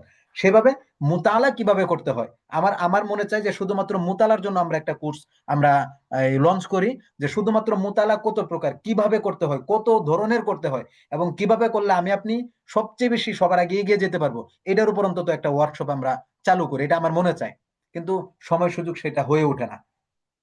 আল্লাহ যেন সুযোগ করে দেন, সেই তৌফিক আপনাদের কাছে চাই। আল্লাহ যেন সেই সময় সুযোগ সবকিছু মিলিয়ে দেন। মোতালা না করার ক্ষতি কি? মোতালা না করার অনেক ক্ষতি আছে। আপনার জ্ঞানের ঘাটতি চলে আসবে, তখন আপনি মানুষের সামনে কথা বলতে পারবেন না, আপনি দলিল দিতে পারবেন না, আপনি যে কোনো কথার সাথে সাথে উত্তর দিতে পারবেন না, আপনি যে কোনো কথার সাথে সাথে বুঝতে পারবেন না, আপনার চিন্তা শক্তির দুর্বলতা চলে আসবে। একজন একটা কথা বললে, সে যদি গালি দেয় আপনার কাছে, তখন গালিটাও ভালো লাগবে, আপনার কাছে মনে হবে যে ভাই তুই ঠিক, তুই রাইট, ভাই এর চেয়ে সুন্দর কোনো কিছু পৃথিবীতে হইতে পারে না। কারণ গালিটা যে খারাপ এটা কিন্তু আমরা ভুলে গেছি, মোতালা করি না, আমাদের ঘাটতি চলে আসছে। আমি আমি আমি 1 বছর মোতালা করি না, 1 বছর পরে আমার মাথায় যা ছিল ওইটাও তো নেই, আমি কি করে বুঝবো? বিচক্ষণতা তো দূরদর্শিতার কমতি। আজকে আমাদের মোতালা না থাকার কারণে, অগাধ জ্ঞান না থাকার কারণে আজকে আমাদের না বিচক্ষণতা আছে, না দূরদর্শিতা আছে। রাজনীতি তো ভাই সালাউদ্দিন আইবিও করেছে, রাজনীতি উসমান গাজীও করেছে, রাজনীতি সুলতান আব্দুল হামিদও করেছে, রাজনীতি আপনার এই ভারতবর্ষও করেছে, মোহাম্মদ বিন কাসিমও করেছে, হাজ্জাজ বিন ইউসুফও করেছে। আপনি দেখেন না দূরদর্শিতা কাকে বলে, বিচক্ষণতা কাকে বলে? আজকের আমাদের ইনস্ট্যান্ট রানিং, আজকের এই সময়ে বসে আমরা যে সমস্ত রাজনীতিবিদ আমাদের অঙ্গন থেকে দেখতে পাচ্ছি, বিচক্ষণতার সাথে মিলান, বিচক্ষণতার সাথে মিলান। আল্লাহ তালা সবাইকে মাফ করে দিন। বিচক্ষণতা সেই লেভেলের থাকতে হবে। ভাষাগত দক্ষতার অবনতি। মোতালা না থাকলে আমাদের ভাষাগত দক্ষতা থাকবে না, কখন কোন ভাষা ব্যবহার করতে হবে সেটা আমরা জানবো না। সুযোগ থেকে বঞ্চিত হওয়া। আমাদের জীবনে অনেক ধরনের সুযোগ সুবিধা আসতে পারে, কিন্তু মোতালা নাই, জ্ঞান গর্ব নাই, সেই সুযোগ সুবিধা আসলে আমরা ধারণ করতে পারবো না, নিতেও পারবো না। যেহেতু প্রশ্নের উত্তর জ্ঞান গর্ব আমরা দিতে পারছি না, অতএব সেই সুযোগ আমাকে আপনাকে হারিয়ে ফেলবে, এবং আমার আপনার সাথে সেই সুযোগ বিশ্বাসঘাতকতা করবে। এটা একদম প্রাকৃতিক বিষয়। আমরা ওই ন্যাচারাল ওষুধ খাই না, আমরা প্রাকৃতিক অনেক এই ঔষধ, বিভিন্ন কিছু আমরা ব্যবহার করি না। এই মোতালা না থাকার কারণে যে বিভিন্ন সুযোগ সুবিধা, বিচক্ষণতা, দূরদর্শিতা, চিন্তা শক্তি আপনার সাথে বিশ্বাসঘাতকতা করবে, এটাই আমার আপনার সাথে হওয়ার কথা। এটাই আমার আপনার সাথে প্রকৃতির বিচার, এটাই বিচার, এটাই প্রতিশোধ। এজন্য আমরা মোতালাকে আমরা সেভাবে ধারণ করব। মানসিক স্বাস্থ্যের উপর নেতিবাচক প্রভাব। আমরা যখন মোতালা করব না, আমাদের যেই মন মানসিকতা আছে, আমরা হীনমন্যতায় ভুগবো, আমরা উদ্দাস্ততায় ভুগবো, আমাদের ভিতরে প্রচন্ড জড়তা এসে বাসা বাঁধবে, আমাদের ভিতর আপনার প্রচন্ড রকমের হতাশা এসে কাজ করবে, কি করব কি না করব কোনো কিছু আমরা বুঝে উঠতে পারবো না। সামাজিক জীবনে বিরূপ প্রভাব। আমাদের জীবনে যখন মোতালা নেই, কার সাথে কিভাবে কথা বলছি, কার সাথে কি আচরণ করছি, কার সাথে রাগ করছি, কার সাথে কি ধরনের মুআমালাত করছি, এবং ওয়াদা দিয়ে ওয়াদা রক্ষা করছি কিনা, কোনো কিছু আসলে আমাদের জীবনে ঠিক থাকবে না। আত্মবিশ্বাসের ঘাটতি, এটা তো সবচেয়ে বড় ব্যাপার। আপনি যখন জ্ঞান নাই, তখন আসলে কেউ যদি আপনাকে ডাকে কাছে আসার জন্য, তখন আপনার কাছে মনে হবে যে ভাই আমি কি এটা পারবো, এটা কি সম্ভব? আপনার আত্মবিশ্বাস আপনার নেই, কারণ সে বিষয়ে আপনার জ্ঞান নেই। আর যদিও আমরা জ্ঞান অর্জন করেছি, কিন্তু আমরা প্রপার মোতালা না করার কারণে, সেটার পরিপূর্ণ জ্ঞান অর্জন না করার কারণে সেটার মধ্যে আমরা যেতে পারি না। আমরা মোতালা করলাম, আমরা একটু সরসরে নজরে চলে গেলাম, একটু পরে যখন প্রশ্ন আসলো, আল্লাহ আল্লাহ কি অবস্থা তৈরি হয়ে গেল, আমি তো সে বিষয়ে জানি না, অল্প জানি, আমি কিভাবে তার কাছে ইন্টারভিউ ফেস করব, কিভাবে আমি সেই কাজটা উঠে নেবো, আমরা চিন্তা করি না। এজন্য আমি বলবো, আমরা যে বিষয়ে মোতালা করি, যে বিষয়ে পড়ি, এমন ভাবে পড়বো যেন ওই বিষয়ে পরবর্তীতে আমি বই লিখতে পারি। সামনে আমরা আমাদের এটা আরো বিস্তারিত আসবে, আমরা দেখবো যে কিভাবে আমরা করতে পারি। সুতরাং এই সকল ক্ষতিগুলো ব্যতীত মোতালা না করার দ্বারা মানুষের ব্যক্তিত্ব ও দায়িত্বের উপর মন্দ প্রভাব পড়ে। এই এই মন্দ প্রভাব যখন পড়বে, তখন আসলে আপনার বাকি যে ক্ষতি আছে ওগুলোকে এই এক ক্ষতি পুষায় নেবে। আপনার ব্যক্তিত্ব এবং দায়িত্বের উপর যখন মন্দ প্রভাব পড়বে, তখন আসলে উপরে যে 10, 15, 20টা ক্ষতির কথা বলছি, ওগুলোর আপনার কোনো কাজে আসবে না, ওগুলোকে এক কথায় পুষিয়ে নেবে। এজন্য আমরা মোতালায় মনোযোগী হবো ইনশাল্লাহ। সুতরাং মোতালা ওই সময় মুফিদ হয় যখন তাতে গভীরতা থাকে। দিরাসাতে উলিয়ার যে অনুশীলনকে আমরা নির্দ্বিধায় তাখাসুস বলে, অর্থাৎ দাওরার পরে আমাদের যে তাখাসুস আছে, এই তাখাসুস নাম দেওয়া হয়। তার বুনিয়াদি রুকন তো এই যে তালিবুল ইলম ভাইয়েরা তাতে আহলে দিল ও আহলে ফন রিজালের সুহবত হাসিল করবে। এই বুনিয়াদি রুকনের পর সবচেয়ে গুরুত্বপূর্ণ বিষয় হলো মুতালার বিস্তৃতি। আর মুতালা ওই সময় মুফিদ হয় যখন তাতে গভীরতা থাকে। মোতালার সঙ্গে সঙ্গে মোতালা হজম করতে পারার বিষয়টিও গুরুত্বপূর্ণ। প্রথম বুনিয়াদি রুকনটি তো আনকা পাখির মতো, যে আফসোস আজকাল মোতালার বিস্তৃতি ও মোতালার গভীরতা এই গুণ দুটিও হারিয়ে গেছে। ওই যে বলা হয়, আকত বশেকাস্ত ওয়া আ সাকি নাহমানাত, যে না আছে সেই সেই সাকি, আর না আছে সেই পানপাত্র। আমাদের সেই দর্শে নাজমের বইগুলো উঠে যাচ্ছে বাংলার ছড়াছড়ি, আর যারা মোতালা করবে তারা তো বহু আগে গত হয়ে গেছে, আর মোতালা শিখাবেই বা কারা? সুতরাং আমাদের এই মুতালার বিস্তৃতি অনেক বেশি নাজুক হয়ে গেছে। আমার তো মাঝে মাঝে আফসোস হয়, আমি এমনও দেখেছি যে ইফতা পড়ে, তাখাসুস পড়ে, সেখানে এই এই ওই দর্সের ভিতরে সেই মাকতাবার ভিতরে কয় সিট কিতাব আছে তাখাসুসের ছেলেরা বলতে পারে না। এর চেয়ে বড় লজ্জা আর কি হইতে পারে? আমি মুতালার জন্য গেছি, নিজের দক্ষতা অর্জনের জন্য গেছি, অথবা কয় সেট কিতাব আমি বলতে পারি না, আমি কি মুতালার জন্য আসছি? এবং এই প্রশ্ন করার কারণে কখনো কখনো আমাদের ছাত্র ভাইয়েরা কারোর সাথে সম্পর্ক বিচ্ছেদ করে, যে এই প্রশ্নটা তুমি করতে পারলা, এটা কি উত্তর দেওয়ার কোনো বিষয়? এই মানে পুরা ক্লাস আমাদের মাকতাবার মধ্যে কয় সেট কিতাব আছে, এটা কি সম্ভব? একজন প্রকৃত তালেবে ইলম, প্রকৃত পড়ার নেশাওয়ালা ছাত্র কিংবা শিক্ষক, তার কাছে এইটা থাকতেই হবে যে কোন ফোনের কয় সেট কিতাব, কয় ধরনের কিতাব আছে, এটা তার থাকতেই হবে। সুতরাং বর্তমান অবস্থা তার চেয়েও করুন, যে কারণ সেই সারাবান তহরার অন্বেষেও তো এখন দুর্লভ। এজন্য এটা হলো আমাদের মুফতি আব্দুল মালেক সাহেব হাফিজাহুল্লাহ, ওনার কথাটা আমি এখানে নকল করেছি, যে উনি বলতেছেন যে এজন্য আমি তোলাবায়ে কেরামের কাছে আরজ করছি, তারা যেন নিজেদের অবস্থার দিকে একটু দৃষ্টি দেন, নিজেদেরকে সাফল্যের সাচ্চা ওয়ারিশ হিসাবে গড়ে তোলার জন্য সর্বোচ্চ চেষ্টা করেন। খতিব সাহেব হাফিজাহুল্লাহ, আমরা এটা অবশ্যই খেয়াল রাখবো। সুতরাং আমাদের কিতাবগুলো হলো পেয়ালার মতো, যা থেকে পানি তোমার নিজেকে পান করতে হবে। কিতাব কখনো নিজের কাছে আসবে না। এই যে একটু আগে বলে আসছিলাম, আমি যখন আমার পরিপূর্ণটা কিতাবকে দিব, কিতাবও তখন তার ফয়েজ বরকত আমাকে দেওয়া শুরু করবে। আমি কোনো কিছু দেব না, কিন্তু দেব না, কিতাবও আমাকে দেবে না, লাথি দিয়ে বের করে দিবে। এজন্য আমাদের এটা চেষ্টা করতে হবে। মোতালা হলো আদর্শের ভিত্তি। আল্লামা ইকবাল এটাই বলেন, মোতালার মাধ্যমে মানুষের পূর্ণতা আসে। যে ব্যক্তির মোতালা নেই, তার ভিতরে কখনোই পূর্ণতা আসবে না। তার বয়স 70 হোক, তার বছর শুধু 70 না, 70,000 বছর হোক, তারপরও তার ভিতরে পূর্ণতা আসবে না। আর যদি মোতালার অগাধ থাকে, তাহলে আপনার অল্প বয়সে 7 বছর বয়সে তার ভিতরে আপনার পরিপূর্ণতা চলে আসবে। এজন্য মোতালা আমাদের এমন ভাবে করা উচিত যাতে আমাদের পূর্ণতা আসে। আল্লাহ তাআলা আমাদের জন্য সহজ করুন। কেহ যদি পৃথিবী তার নখদর্পণে থাকুক, সে চায় তাহলে যেন সে অধিক মোতালা করে।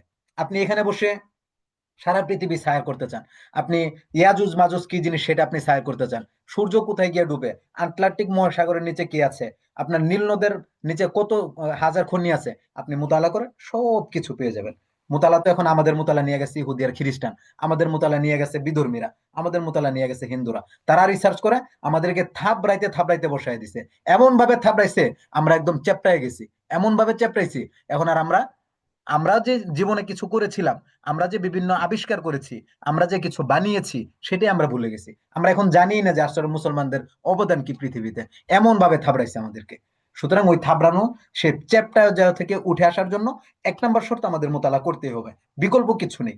আমরা যারা শিক্ষক আছি, নিজেরা তো মোতালা করবই, আমরা এমন ভাবে মোতালা করে ছাত্রদের কাছে প্রেজেন্ট করব, উপস্থাপন করব, ছাত্ররাও পাগল হয়ে যাবে মুতালার জন্য, এমন ভাবে পাগল হবে যেন সে মানে কিতাব ছাড়া কিছু বুঝে না, খাওয়া দাওয়া সব গুম গুম এগুলো রাখার পাশাপাশি সে কিতাব মুতালা করবে। আমাদের আকাবিরদের ব্যাপারে অনেক আছে যে এক এক লাইব্রেরির কিতাব এমন ভাবে পড়েছে যে প্রত্যেক কিতাবের শেষে তার সাইন আছে। তো এভাবে আমরা চেষ্টা করবো ইনশাল্লাহ। সুতরাং এখানে একটা পরামর্শ আমাদের, আমার একজন খুব প্রিয় মানুষ আছেন, তিনি লন্ডনে এই বর্তমানে কর্মরত আছেন অনেক আগে থেকেই, আমাদের মাহফুজ আহমদ সিলেতি হাফিজউল্লাহ। তিনি একটা কথা বলেছিলেন, যে ওনার কথাটা আমি এখানে নকল করেছি, যে যারা বইপত্র কিনে থাকেন তাদের জন্য দুটি পরামর্শ। কি পরামর্শ? এক নাম্বার, শায়েখ আব্দুল ফাত্তাহ আবু গুদ্দার রহমাহুল্লাহ বলতেন, একটা বই তার গোপন রহস্য তোমাকে খুলে দিবে না যতক্ষণ না তুমি তা সম্পূর্ণ পড়ে শেষ করো। আমি কিছুক্ষণ আগে এই ব্যাপারে আরো বিস্তারিত বলে বলে এসেছি। আমি এখানে আবারও কথাটা বলছি, যে একটা বই তার গোপন রহস্য তোমাকে ততক্ষণ পর্যন্ত খুলে দিবে না যতক্ষণ পর্যন্ত তুমি সেই বইটা সম্পূর্ণভাবে পড়ে শেষ করো। দুই নাম্বার, আল্লামা মুহাম্মদ আলী ওয়ালদ আদুত আশান কিতি রহমাহুল্লাহ যখনই কোনো নতুন বই সংগ্রহ করতেন, সম্পূর্ণ পড়ে শেষ না করা পর্যন্ত এবং বইয়ের প্রান্তে নিজের মন্তব্য ও অভিব্যক্তি লিখে না ফেলা পর্যন্ত তিনি সেটিকে কখনোই বইয়ের তাকের মধ্যে রাখতেন না। শানকিতি রহমতুল্লাহ আলাইহি বলতেন যে যে বই পড়া হয়নি সেটাকে অপরাপর বইয়ের মধ্যে বুকশেলফে রাখা উচিত নয়, কারণ এটা কারণ সে তাদের মাহরাম নয়। আপনি যে বইটা না পড়ে অন্যান্য বইয়ের সাথে শেলফের মধ্যে রেখে দিলেন, ওই বইটা ওই সমস্ত বইয়ের জন্য সে মাহরাম হলো না, গায়রা মাহরাম হয়ে গেল। অতএব গায়রা মাহরামের সাথে মাহরাম রাখা কখনো জায়েজ নাই, উচিত না, হারাম। এটা আসলে শানকিতি রহমতুল্লাহ বলেছেন, অত্যন্ত সুন্দর কথা। এজন্য আমরা যে বই ধরবো সেটা অবশ্যই পরিপূর্ণ শেষ করব, শেষ না করে শেলফে আমরা রাখবো না। যদি রেখে দেয় তাহলে এটা মাহরামকে গায়রে মাহরামের সাথে রেখে দিলাম। শিক্ষার্থীদের দৈনন্দিন জীবনে একটি গুরুত্বপূর্ণ অংশ ছিল পড়াশোনা। তবে শিক্ষা ব্যবস্থায় উল্লেখযোগ্য ও গুরুত্বপূর্ণ অবদান থাকা সত্ত্বেও আধুনিক প্রযুক্তি পড়াশোনার হার হ্রাসে অবদান রেখেছে। আমরা যতই গুরুত্ব দিচ্ছি, মোবাইল আরো অন্যান্য আনুষঙ্গিক অনেক কিছু আছে, যে সমস্ত প্রযুক্তিগুলো আমাদেরকে মুতালা থেকে অনেক বেশি দূরে সরিয়ে দিয়েছে। আমাদের খতিব সাহেব হাফিজাহুল্লাহ আর একটা কথা বলতেন, যে পড়া আমাদের সাংস্কৃতিক ভান্ডার বৃদ্ধির একটি গুরুত্বপূর্ণ মাধ্যম, যা আমাদের আত্মবিশ্বাসের উপর ইতিবাচক ভাবে প্রতিফলিত হয়। কারণ আত্মবিশ্বাস আমাদের কাজকে আয়ত্ত করে এবং তাতে শ্রেষ্ঠত্ব অর্জনের মাধ্যমে উদ্বোধ হয়। অতএব একজন শিক্ষার্থী যত বেশি নিজেকে বিকশিত করে, তার ব্যক্তিত্বকে বিকশিত করে এবং মানসিক, বৌদ্ধিক এবং জ্ঞানীয় দিকগুলোকে শক্তিশালী করে, তত বেশি সে তার ক্ষমতার উপর আত্মবিশ্বাসী হয়ে ওঠে, তার মুখোমুখি হওয়া সমস্ত চ্যালেঞ্জকে উপহাস করে। কেউ কেউ এমন পরিস্থিতির মুখোমুখি হতে পারে যা তাকে একটি নির্দিষ্ট দৃষ্টিভঙ্গি স্পষ্ট করার জন্য আলোচনায় প্রবেশ করতে পরিচিত করে। তার যত বেশি পর্যাপ্ত জ্ঞান এবং বিভিন্ন উৎস থেকে সঠিক তথ্য থাকবে, কথা বলার সময় সে তত বেশি আত্মবিশ্বাসী বোধ করবে এবং অন্যরা তাকে বিশ্বাস করবে, তার উপর নির্ভর করবে এবং তার মতামত দ্বারা বিশ্বাসী হবে। আপনি যদি অন্য মানুষকে তথ্য দিতে পারেন পর্যাপ্ত, যত বেশি নেটওয়ার্কিং আপনার থাকবে, তত উপাত্ত থাকবে, তত বেশি মানুষ আপনার কাছে এসে বসে থাকবে। এমনকি শত্রুও আপনার কাছে এসে বসে থাকবে শুধুমাত্র একটা তথ্যের জন্য, কারণ সে জানে তথ্যটা একমাত্র আপনার কাছেই আছে। এজন্য মোতালা আমাদের জন্য অপরিহার্য। জ্ঞানের বিশাল সমুদ্রে শিক্ষার্থীর জাহাজ হলো পড়া। জ্ঞানের বিশাল সমুদ্রের শিক্ষার্থীর জাহাজ হলো পড়া। শিক্ষার্থীদের পড়ার বিভিন্ন কারণ থাকে। কেউ কেউ অবসর সময়ে এটিকে সঙ্গী হিসেবে দেখে, কেউ কেউ জীবনের অসুবিধা কাটিয়ে ওঠার অস্ত্র হিসেবে মনে করে, আবার কেউ কেউ তাদের একাডেমিক কোর্স এবং সিলেবাস সমৃদ্ধ করার জন্য এটি ব্যবহার করে। কারণ যাই হোক না কেন, শিক্ষার্থীকে তার আকাঙ্ক্ষা অনুযায়ী লক্ষ্য অর্জনের জন্য, তার লক্ষ্যে পৌঁছানোর জন্য এবং গৌরবের দীর্ঘ সিঁড়িতে বাধা অতিক্রম করার জন্য পড়াশোনা তাকে করতেই হবে। এছাড়া বিকল্প কোনো সুযোগ নেই। সুতরাং একজন লেখকের জন্য মোতালা এত বেশি জরুরি যতটুকু তার জীবন, তার জিন্দেগি, তার বেঁচে থাকার জন্য খাবার দাবার তার জন্য যতটুকু জরুরি। একজন লেখকের জন্য মোতালা এত বেশি জরুরি, একজন শিক্ষকের জন্য এত বেশি জরুরি যতটা জরুরি তার নিজের বেঁচে থাকার জন্য খাবার দাবার।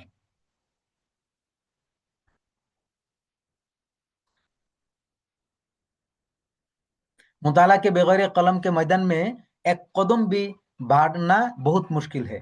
মোতালা ব্যতীত এই লেখালেখির ময়দানে এক কদমও সামনে আগানো এটা অত্যন্ত কঠিন ব্যাপার। কেন? ইলম ইনসান কা ইমতিয়াজ হি নেহি। ইলম তো মানুষকে শুধুমাত্র পৃথক করে দেয়, সবচেয়ে আলাদা করে বিষয়টা এরকম না, বরং उसकी बुनियादी जरूरत भी है, তার ভিত্তি স্থাপনের জন্য এটা আবশ্যক। जिसकी তাকমিল का वाहिद जरिया यही मुताला है। তার বুনিয়াদ, ভিত্তি উন্নত করার জন্য, শক্ত করার জন্য মুতালা একটা অন্যতম মাধ্যম।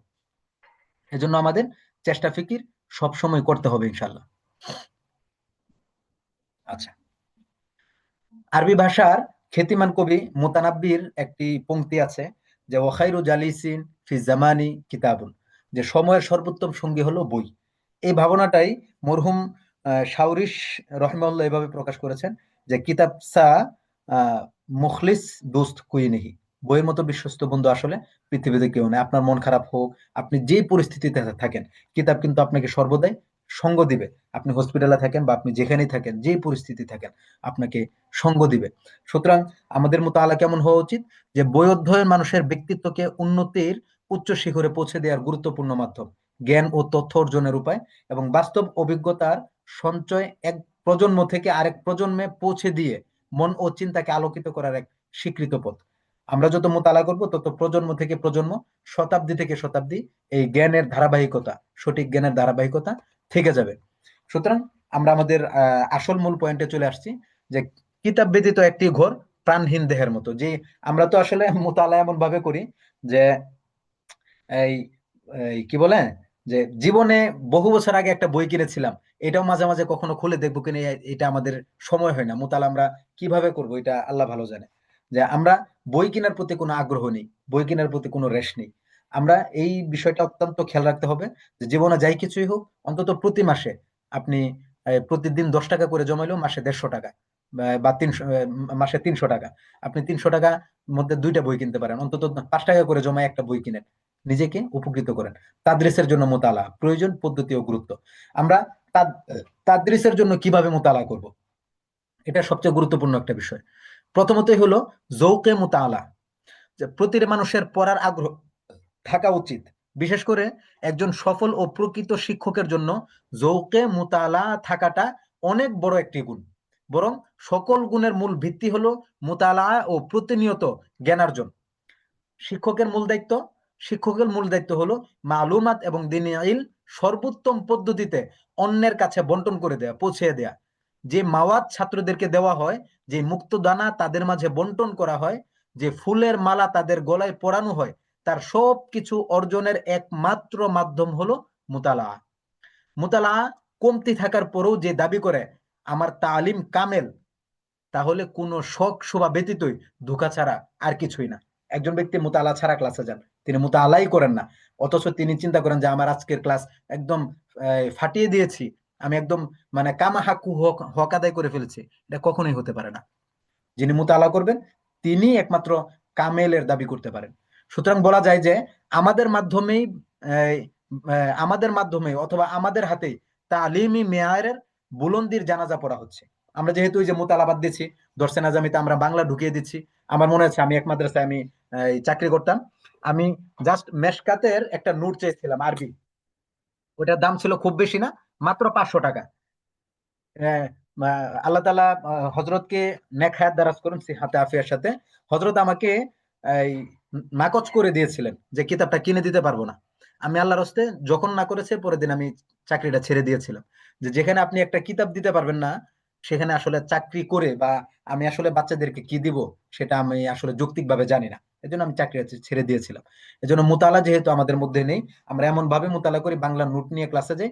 সুতরাং আমাদের মাধ্যমে এই তালিমি মেয়ারের যে বুলন্দি আছে, উচ্চতা আছে, যে ভিত্তি আছে, এটার জানাজা আমরাই পড়ে ফেলছি, আমরাই পড়ছি।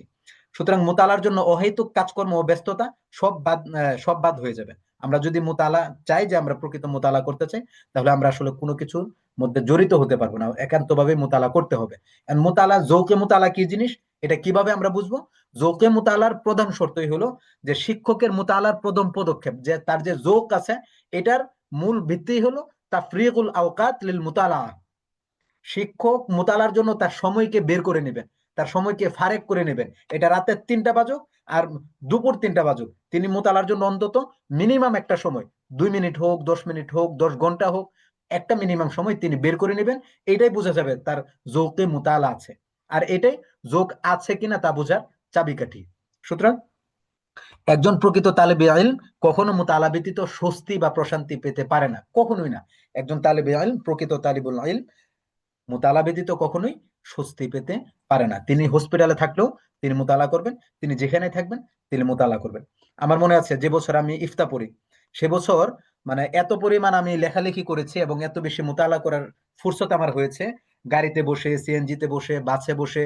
এবং আমার ইফতার বছর আমার আব্বুর অপারেশন হয়, সেই অপারেশনের সময় হসপিটালে বসেও আমি মনে হয় যে আপনার আমাদের ফিকহ আহলির ইরাক ও হাদিসুহুম একটা ইফতা বিভাগে পড়ায় কিতাবটা, সেই কিতাবের অনুবাদ আমি হসপিটালে বসে করেছিলাম। আমাদের যিনি ইফতা বিভাগের উস্তাদ ছিলেন, তিনি দায়িত্ব দিয়েছিলেন, সেটা আমি সেখানে করেছিলাম।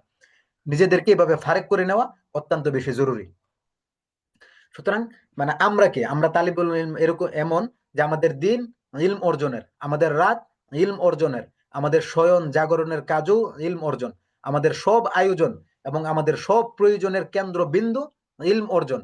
ইলম অর্জনের নিমগ্নতায় কেটে যাবে আমাদের প্রতিটি মুহূর্ত। চোখে ইলমের নূর, হৃদয় ও আত্মায় থাকবে তলবের জজবা। আমার লক্ষ্য তো মাত্র একটি, আর তা হলো তলবে ইলম। কারণ আমি যে তালেবে ইলম, সারা জীবনে আমি আপনি তালিবুল ইলম। এজন্য আমাদের এটা চেষ্টা করতে হবে। মুতালার ক্ষেত্রে এই আমরা তালিবে ইলম, এটি আমাদের প্রধান পরিচয়। সুতরাং মুতালার ক্ষেত্রে আমাদের আকাবিররা কি করেছেন, আল্লামা ইবনে রুশদ রহমাহুল্লাহ তার জীবনীতে আছে যে জ্ঞান বুদ্ধি হওয়ার পর থেকে তিনি দুটি রাত ব্যতীত কখনো ইলমি সুগল ছাড়া কাটাননি। একটা ছিল তার পিতার মৃত্যুর রাত, অপরটি ছিল তার বিয়ের রাত। এটা সিয়ারু আলামিন নুবালার মধ্যে আছে। আজকে আমাদের কথা চিন্তা করেন, আমরা তো ওই কি বলে যে বিয়ের রাত আর পিতার মৃত্যুর রাত অনেক পরে, আমাদের যখন অডেল সময় আছে, যখন আমাদের কোনো কাজ কাম নেই, তখন আমরা আসলে খুঁজে পাই না আমাদের কি করতে হবে। আবু তাহের মিসবাহ হাফিজাহুল্লাহ, তার মুতালা, উনার ব্যাপারে তো আপনারা সবাই একদম সুপ্রসিদ্ধ জানেন। যে তখনকার জামানার কথা যদি বলেন যে এরা তো আমাদের আকাবির ছিলেন, বর্তমান জিন্দা আকাবির আমাদের সামনে আছে। আবু তাহের মিসবাহ শাহ হুজুর উনার পিতার রাতেও, উনার পিতার ইন্তেকালের রাতেও তিনি তার মুতালা কিংবা লেখালেখি থেকে নিজেকে বিরত রাখেননি। উনার এইভাবেই নিজেদেরকে গড়েছেন। ইয়াহিয়া ইবনে মাসমুদি রহিমাহুল্লাহ, ইমাম মালিক রহমাতুল্লাহ তার ব্যাপারে বলেছিলেন হাদা আকলু আন্দালুস। ইয়াহিয়া ইবনে মাসমুদির ব্যাপারে বলা হয় যে ইয়াহিয়া ইবনে মাসমুদি যদি না থাকতো তাহলে মুওয়াত্তা মালিকের জন্ম হতো না। ইয়াহিয়া ইবনে মাসমুদি এমন একজন ব্যক্তি, মুওয়াত্তা মালিকের এই ইমাম মালিক রহমাতুল্লাহ ছাত্রদের মধ্যে সবচেয়ে সুপ্রসিদ্ধ এবং মানে একদম কাছের ছাত্র, যাকে একমাত্র মুওয়াত্তা মালিকে জায়গা দেওয়া হয়েছে, তিনি হলেন ইয়াহিয়া ইবনে ইয়াহিয়া মাসমুদি। কেন? তখন আপনার সম্ভবত কোনো একটা হাতি যাচ্ছিল ক্লাসের বাইরে দিয়ে, আপনারা জানেন যে সেই হাতি যখন চলে যাচ্ছিল সবাই গিয়েছে এবং ইয়াহিয়া ইবনে মাসমুদি ক্লাসে বসে আছে, ইমাম মালিক রহমাতুল্লাহ সহ। বললো যে কি ব্যাপার, তুমি সেই আন্দালুস থেকে আসছো, একটা হাতি দেখবা, তুমি বের হলে না, সবাই চলে গেছে।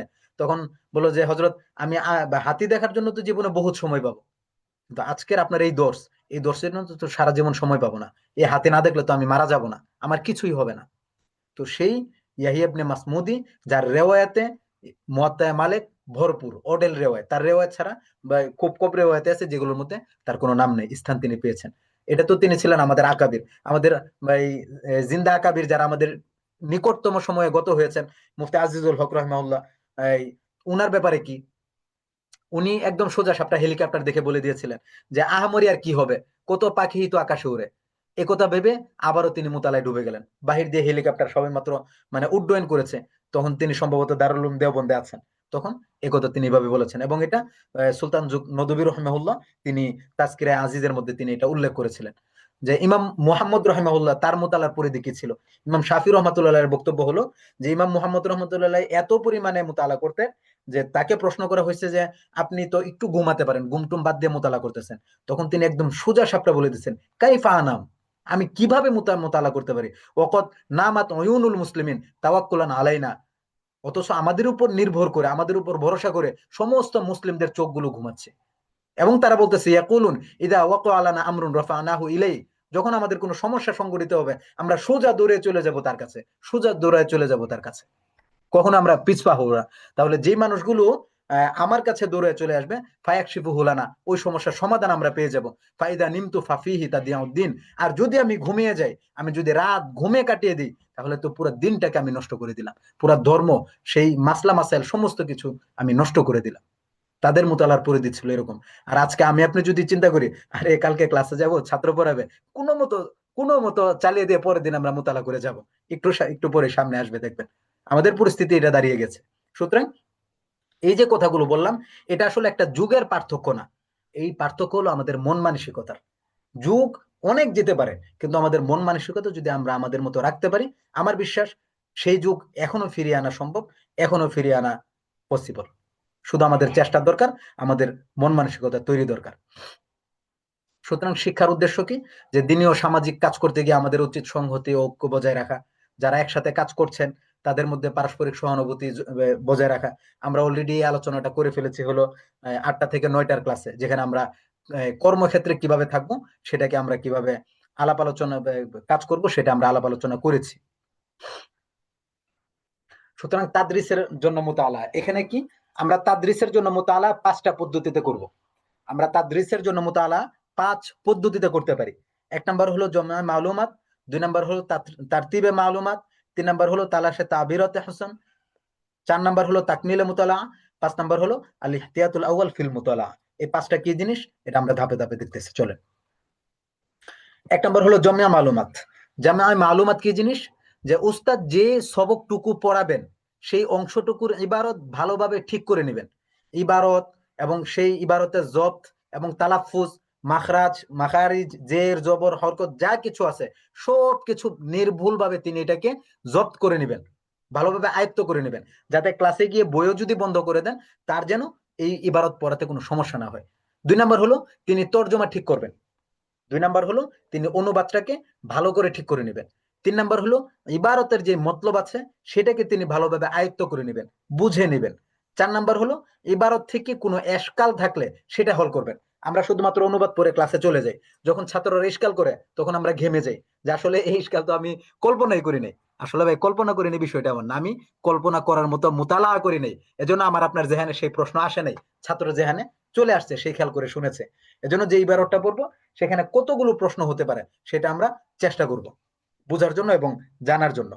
5 নম্বর হলো কোন সওয়ালের মোকাদ্দরের জবাব থাকলে সেটা আত্মস্থ করা, আত্মস্থ করে তারপরে যাওয়া, প্রশ্ন কি, উত্তর কি, ইবারতটি কিভাবে সওয়ালের জবাবের মোকাদ্দর হতে পারে বা কিভাবে সওয়ালের জবাব হতে তা ভালোভাবে স্পষ্ট করে বোঝার চেষ্টা করা। সুতরাং জমিয়া মালুমাতের মূল উদ্দেশ্য কি?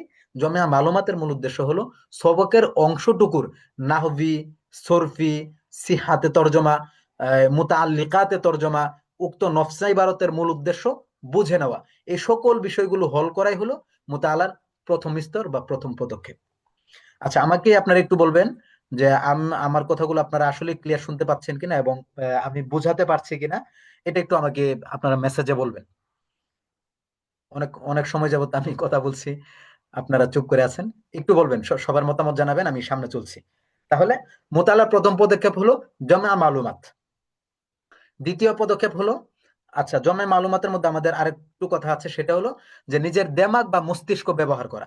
জমে মালুমাতের মধ্যে জমে মালুমাতের মধ্যে নিজের দেমাগ এবং মস্তিষ্ক ব্যবহার করা।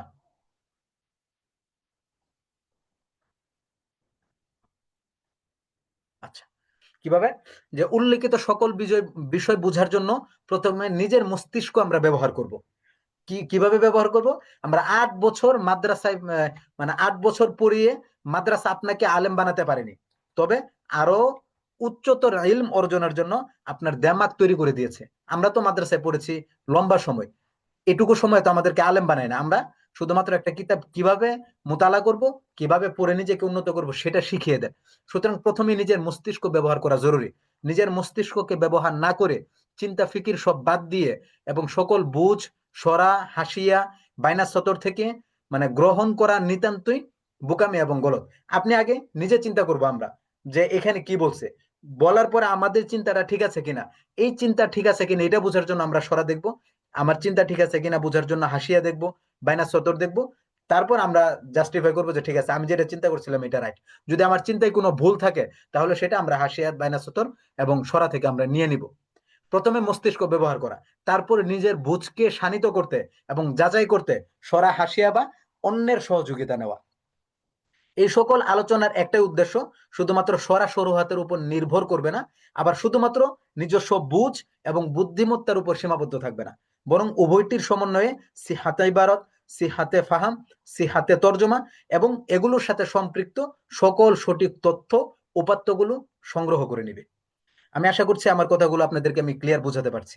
2 নম্বর হলো তারতিবে মালুমাত। তারতিবে মালুমাত কি? যে তারতিবে মালুমাত হলো জমিয়া মালুমাত থেকে অর্জিত তথ্যগুলোকে প্রথমে জেহানে হুসনে তারতিব অনুযায়ী একত্র করে নেবে। আমরা জমিয়া মালুমাত কিভাবে করতে হয় আমরা জেনেছি। সে জমিয়া মালুমাত থেকে নেওয়ার যে তথ্য উপাত্তগুলো আছে এটাকে আমরা তারতিব দিয়ে, সুন্দরভাবে তারতিব দিয়ে এটা আমরা একত্র করে নেব। যেমন কোন মুফাসসির মুসাফির সফরে যাওয়ার পূর্বে তার সমস্ত সামানা গুছিয়ে নেয় এবং তা ভালোভাবে কখন কোনটা কিভাবে প্রয়োজন হবে সে অনুযায়ী গুছিয়ে বুঝে শুনে চিন্তা ফিকির করে তারপরে নেয় এবং প্রতিটি জিনিসকে তার নির্ধারিত স্থানে রাখার চেষ্টা করে। আমরা যখন কোথাও সফর করি আমরা আগে 1 সপ্তাহ আগে 2 সপ্তাহ আগে থেকে চিন্তা করি যে আমি সফরে যাব, আমার এই জিনিসগুলো লাগবে। আপনি ঝোলওয়ালা একটা তরকারি নিয়েছেন, আপনি কি সেটা পকেটে নিতে পারবেন? না, এটা তার যথাস্থানে রাখতে হবে। আপনি একটা ছুরি নিয়েছেন, সেটা কি আপনার বুক পকেটে রাখতে পারবেন? না, সেটা তার জায়গাতে নিতে হবে। আপনি কাপড় চোপড় নিয়েছেন, সেটা সমস্ত কাপড় আপনি চিন্তা করলেন যে আমি একটার উপর আরো 10টা কাপড় পরে ফেলি, হবে এটা? কখনোই না। সেটা আপনার একটা ব্যাগে নিতে হবে। সুতরাং এভাবে তারতিব দিয়ে সুন্দরভাবে গুছিয়ে কোন ইলমটাকে, কোন তথ্যটাকে কোথায় রাখা হবে সেটাকে অ্যাডজাস্ট করে মিলিয়ে প্রস্তুতি গ্রহণ করা। প্রয়োজনে নোট খাতা ব্যবহার করা, যে আমি যে তারতিব গুলো আমি দিচ্ছি এটা হচ্ছে কিনা। অনেক সময় আমাদের মনে থাকে না, মনে থাকে না বিদে সেটাকে নেওয়ার জন্য আপনার সেখানে নোট খাতা রাখা। আপনি নোট করলেন এটা আগে হবে, এটা পরে হবে, এই বিষয়টা আমার সর্বাগ্রে যাবে, এটা বেশি গুরুত্বপূর্ণ, এটা একটু কম গুরুত্বপূর্ণ। এইভাবে আমরা নোট খাতার মধ্যে আমরা নোট নিতে পারি। 3 দিন মুতালা ব্যতীত অতিবাহিত হলে 4র্থ দিন কথার ঝোলস কমে যাবে। এটা আমরা যদি খেয়াল করে দেখবো যে আমরা যদি কখনো মুতালা থেকে এই পিছনে হটে যাই তখন 1 দিন 2 দিন 3 দিন পর থেকে কিন্তু আসলে আমাদের জীবনে এটার একটা ইম্প্যাক্ট, মানে ব্যাড ইফেক্ট পড়া শুরু হয়ে যায়, যে আমরা তখন কথার মধ্যে আমাদের যে ঝোলস তেমন তথ্য উপাত্ত আমরা দিতে পারি না। 3 নম্বর হলো তালাশে তাবির হোসন, যে আমরা সর্বোচ্চম তাবির, সর্বোচ্চম ব্যাখ্যা পদ্ধতি আমরা অনুসন্ধান করব। কিভাবে করব? একটা কিন্তু আর একটার সাথে সামঞ্জস্য আপনারা খেয়াল রাখবেন, যে জন্মে মালুমাতের সাথে তারতিবে মালুমাত সামঞ্জস্য, আবার তালাশে তাবির হোসেনের সাথে উপরের 2টা সামঞ্জস্য। তাহলে আমরা কি করব? প্রথম দ্বিতীয় ধাপের সকল কাজ আঞ্জাম দেওয়া শেষ, অর্থাৎ আপনার জন্মে মালুমাত তারতিবে মালুমাত এই দুটোটা আপনার এই কাজ শেষ। কাজ শেষ কিন্তু এটুকু সমাপ্ত নয়, আরো গুরুত্বপূর্ণ ধাপ বাকি এখনো। কি? এই স্তরে এসে আপনাকে চিন্তা করতে হবে আপনি কাকে পড়াবেন, তার নেয়ার ক্ষমতা কতটুকু, তার বুঝ ক্ষমতা কতটুকু, সবক সহজ না কঠিন, সব কিছু চিন্তা করে বিবেচনা করে আপনাকে সবক সহজ করতে হবে, উপস্থাপনা সহজ করতে হবে। নিজের যোগ্যতা জাহির করার জন্য সকল ইলম ঢেলে দেওয়া যাবে না। প্রয়োজনে সহজ উদাহরণ, বিভিন্ন কৌশল ব্যবহার করবে। একই কথা কয়েকবার দোহরাবে, তাহলে সহজেই ছাত্রদের জেহানে সবক বসে যাবে। উস্তাদ বিভিন্ন পদ্ধতিতে দর্শ দিতে পারেন, তবে সবচেয়ে উত্তম ও সহজ পদ্ধতি অবলম্বনে দর্শ দিবেন। যা মুতালা করে আসবেন তার 1/3 ক্লাসে বর্ণনা করবেন সাবলীল ভাবে। দ্বিতীয়াংশ থেকে গুরুত্বপূর্ণ পয়েন্ট উপস্থাপন করবেন। তৃতীয়াংশ ছাত্রদের প্রশ্ন উত্তরের জন্য রেখে দেওয়া হবে। আমরা কি করি? আমরা বলি যে ভাই আজকে আমি 5 পৃষ্ঠা মুতালা করছি, পুরোটা না দেওয়া পর্যন্ত ক্লাস থেকে উঠা যাবে না। প্রয়োজনে আরেক উস্তাদে 10 মিনিট খেয়ে ফেলবো, সমস্যা নেই, কিন্তু যা পড়ছি দিতেই হবে, কারণ আমার তো একটা কাবিলিয়াত আছে না, একটা কাবিলিয়াত জাহের করতে হবে। সুতরাং এই কাবিলিয়াত জাহের করা আসলে মোটেই উদ্দেশ্য না কারোরই। আমরা চেষ্টা করব ছাত্রদেরকে যে কে কিভাবে নিতে পারে এটাকে আমরা ভালো করে বুঝিয়ে দেয়া, এবং একটা কথাকে প্রয়োজনে দ্বিতীয়বার দোহরানো, তৃতীয়বার দোহরানো। এবং আমরা যা কিছু মোতালা করে আসছি এর পুরোটাকে আমরা দেব না, বরং এটাকে আমরা 3 ভাগ করব। 1 ভাগ মোতালার পূর্ণ মালুমাতকে 1 ভাগ আমরা ছাত্রদের সামনে ওপেন তাকরির করব। দ্বিতীয় ধাপ আমরা গুরুত্বপূর্ণ পয়েন্ট হিসাবে আমরা উপস্থাপন করবো, যে গুরুত্বপূর্ণ পয়েন্ট এটা একটা হলো তাকরির, দ্বিতীয়ত হলো গুরুত্বপূর্ণ পয়েন্ট, তৃতীয়টা ছাত্রদের প্রশ্নের জন্য রেখে দেবো, যে ছাত্ররা প্রশ্ন করলে সেখান থেকে আমি দিব। তাহলে ছাত্ররা সহজে বুঝবে, ছাত্ররা সুন্দরভাবে বুঝবে, আমি আপনিও সেটা সুন্দরভাবে শেষ করতে পারবো। 5 নম্বর হলো 4 নম্বর হলো তাকমিলে মুতালা। তাকমিলে মুতালা কি? মুতালার পূর্ণতা কি? যে তাকমিলে মুতালার জন্য উল্লেখিত সকল পদ্ধতিগুলো খুবই গুরুত্বপূর্ণ ভূমিকা পালন করবে। আমরা পিছনে যেই 3টার কথা বললাম, যে তারাশে তাবির হোসেন, এই তারতিবে মালুমাত, জমিয়া মালুমাত, এই 3টা সমন্বয় কিন্তু আসলে এখানে ঘটবে, যে পদ্ধতিগুলো খুবই গুরুত্বপূর্ণ ভূমিকা পালন করবে এবং ছাত্রদের পূর্ণ হক আদায় করতে আপনাকে অবশ্যই উপরোক্ত পদ্ধতিগুলো অবলম্বন করতে হবে। কিন্তু অত্যন্ত দুঃখ ভারাক্রান্ত হয়ে বলতে হচ্ছে যে তাকমিলে মুতালার জন্য তাফরিগুল আওকাত আবশ্যক। প্রচুর সময় নিয়ে নিজেকে ফারাক করতে হবে ব্যস্ততা থেকে। কারণ এত পিছনের তিনটা জিনিসকে আপনি একত্র করবেন, এটা কিন্তু আসলে 1-2 মিনিটে সম্ভব না। কিন্তু এটুকুর জন্য আমরা মোটেই প্রস্তুত না। আমরা বিভিন্ন অপ্রয়োজনীয় কাজে সময় ব্যয় করি, কিন্তু তাকমিলে মুতালার জন্য আমরা সময় খুঁজে পাই না।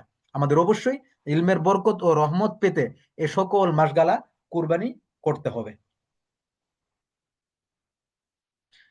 এজন্য তাফরিগুল আওকাত সমস্ত কিছুর জন্য আমাদের অত্যন্ত গুরুত্বপূর্ণ। যৌকে মুতালা আছে কিনা এটাও বোঝার জন্য গুরুত্বপূর্ণ। এবং সর্বশেষ হলো আল ইহতিয়াতুল আউয়াল ফিল মুতালা, যে মুতালায় সতর্কতা অবলম্বন করা জরুরি। কি সতর্কতা আমরা অবলম্বন করব? সতর্কতা অবলম্বন করব। কখনো কখনো এমন হয় যে অনাকাঙ্ক্ষিত কোনো সমস্যার কারণে মোতালা করতে প্রতিবন্ধকতা তৈরি হয়। সমস্যা মানুষের থাকতেই পারে, জীবনে অনেক সমস্যা থাকতে পারে, সে কারণে প্রতিবন্ধকতা তৈরি হয়। এজন্য আমাদের সর্বদা আমাদের মোতালায় 4 দিনের সবক এগিয়ে রাখতে হবে। যদি আমরা এই সতর্কতা অবলম্বন না করি, তাহলে দেখা যাবে ক্লাসে গিয়ে নিজেই বোকা হয়ে যাব, শরীরে ঘাম চলে আসবে, চেহারায় উদ্বাস্ততা দেখা দিবে। ফলে ছাত্রদের সাথে আমরা বিভিন্ন রকম আচরণ শুরু করব। হয়তো বলবো আহ, তোমরা আমার ক্লাসে বসার যোগ্যতা রাখো না। এটা তো অবশ্যই হবে যে যা পড়াচ্ছে নিজেই বুঝতেছি না, নিজের দিলই প্রশান্ত হলো না। এজন্য আমরা আমাদের বর্তমান সমস্যা তো এটা অনেক বেশি বড় সমস্যা।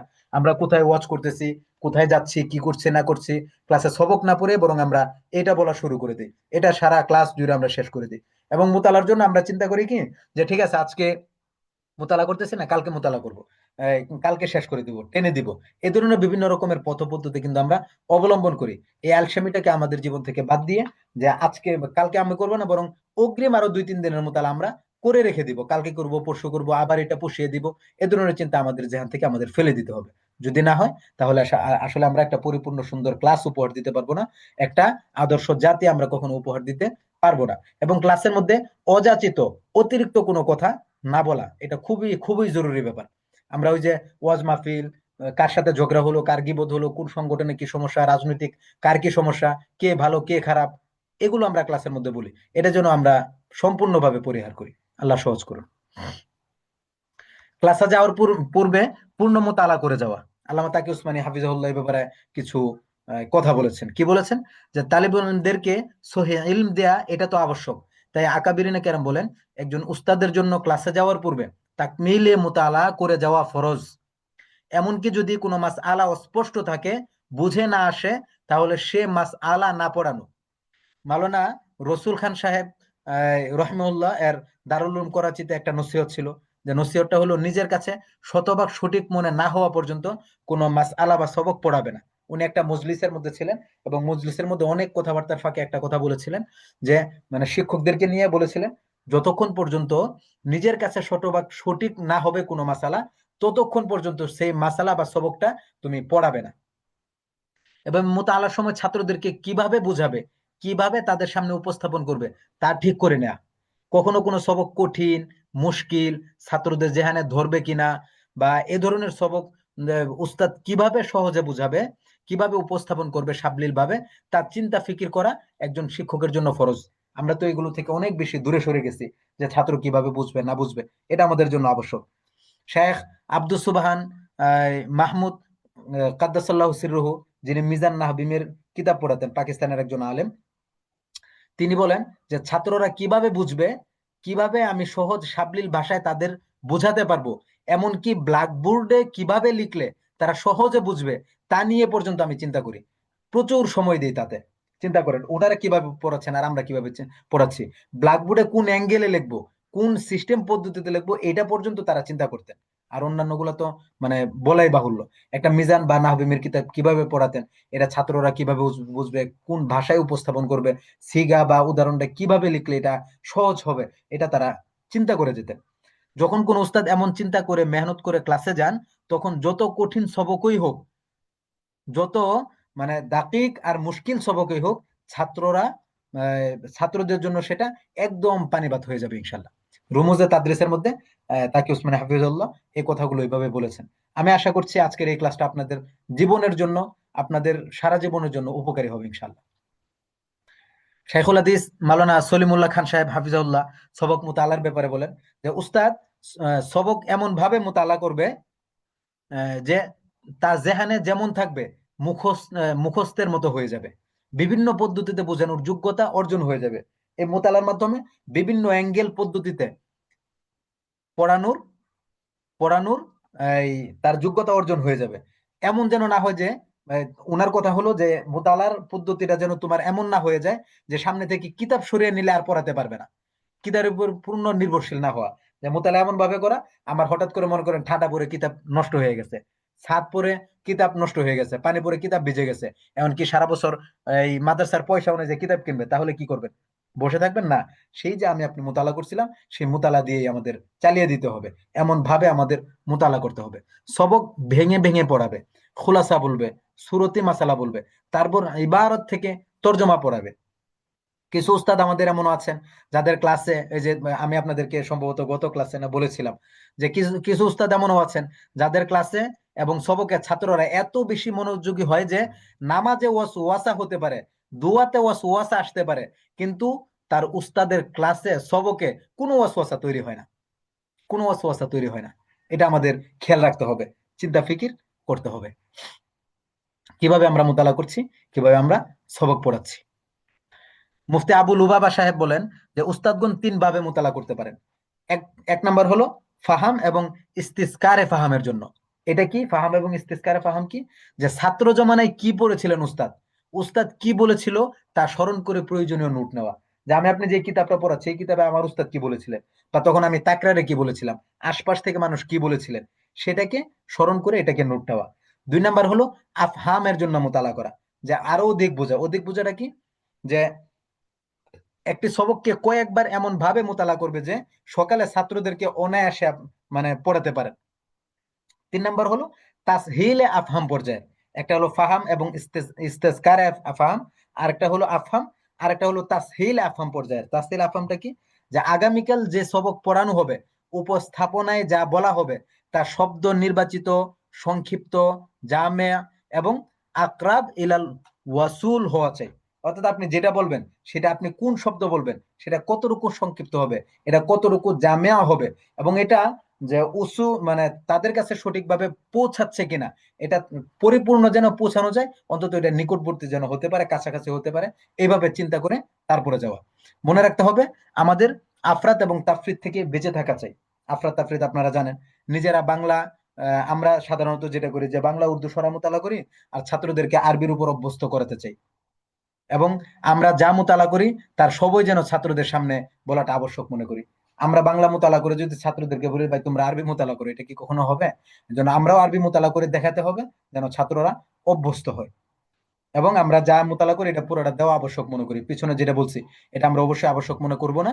তিন ভাগ করে এক ভাগ তাকরির করব, এক ভাগ গুরুত্বপূর্ণ পয়েন্ট হিসাবে উল্লেখ করব, আর এক ভাগ ছাত্রদের প্রশ্নের জন্য আমরা রেখে দিব।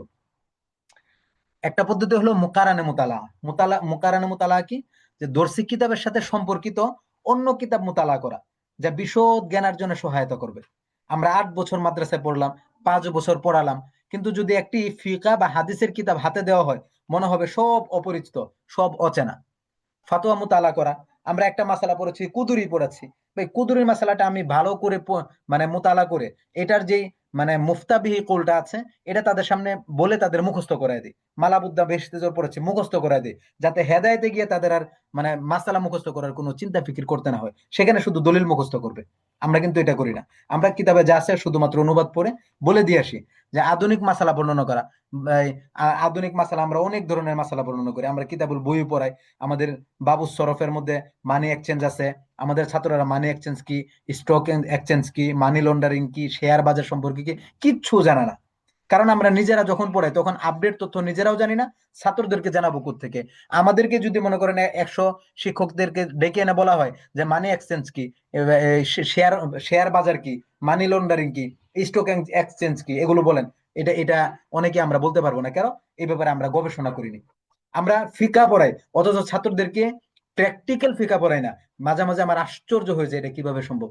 আমরা ফিকা পড়াচ্ছি, ছাত্রদেরকে বাজারে পাঠিয়ে দেন, তুমি মানি লন্ডারিং পড়ছো, যাও মানি লন্ডারিং গিয়া মানি মানি স্টক এক্সচেঞ্জে গিয়ে খোঁজ নিয়ে আসো, এটা কি বলে, কিভাবে করে, তুমি সম্পূর্ণ তথ্য নিয়ে আসো।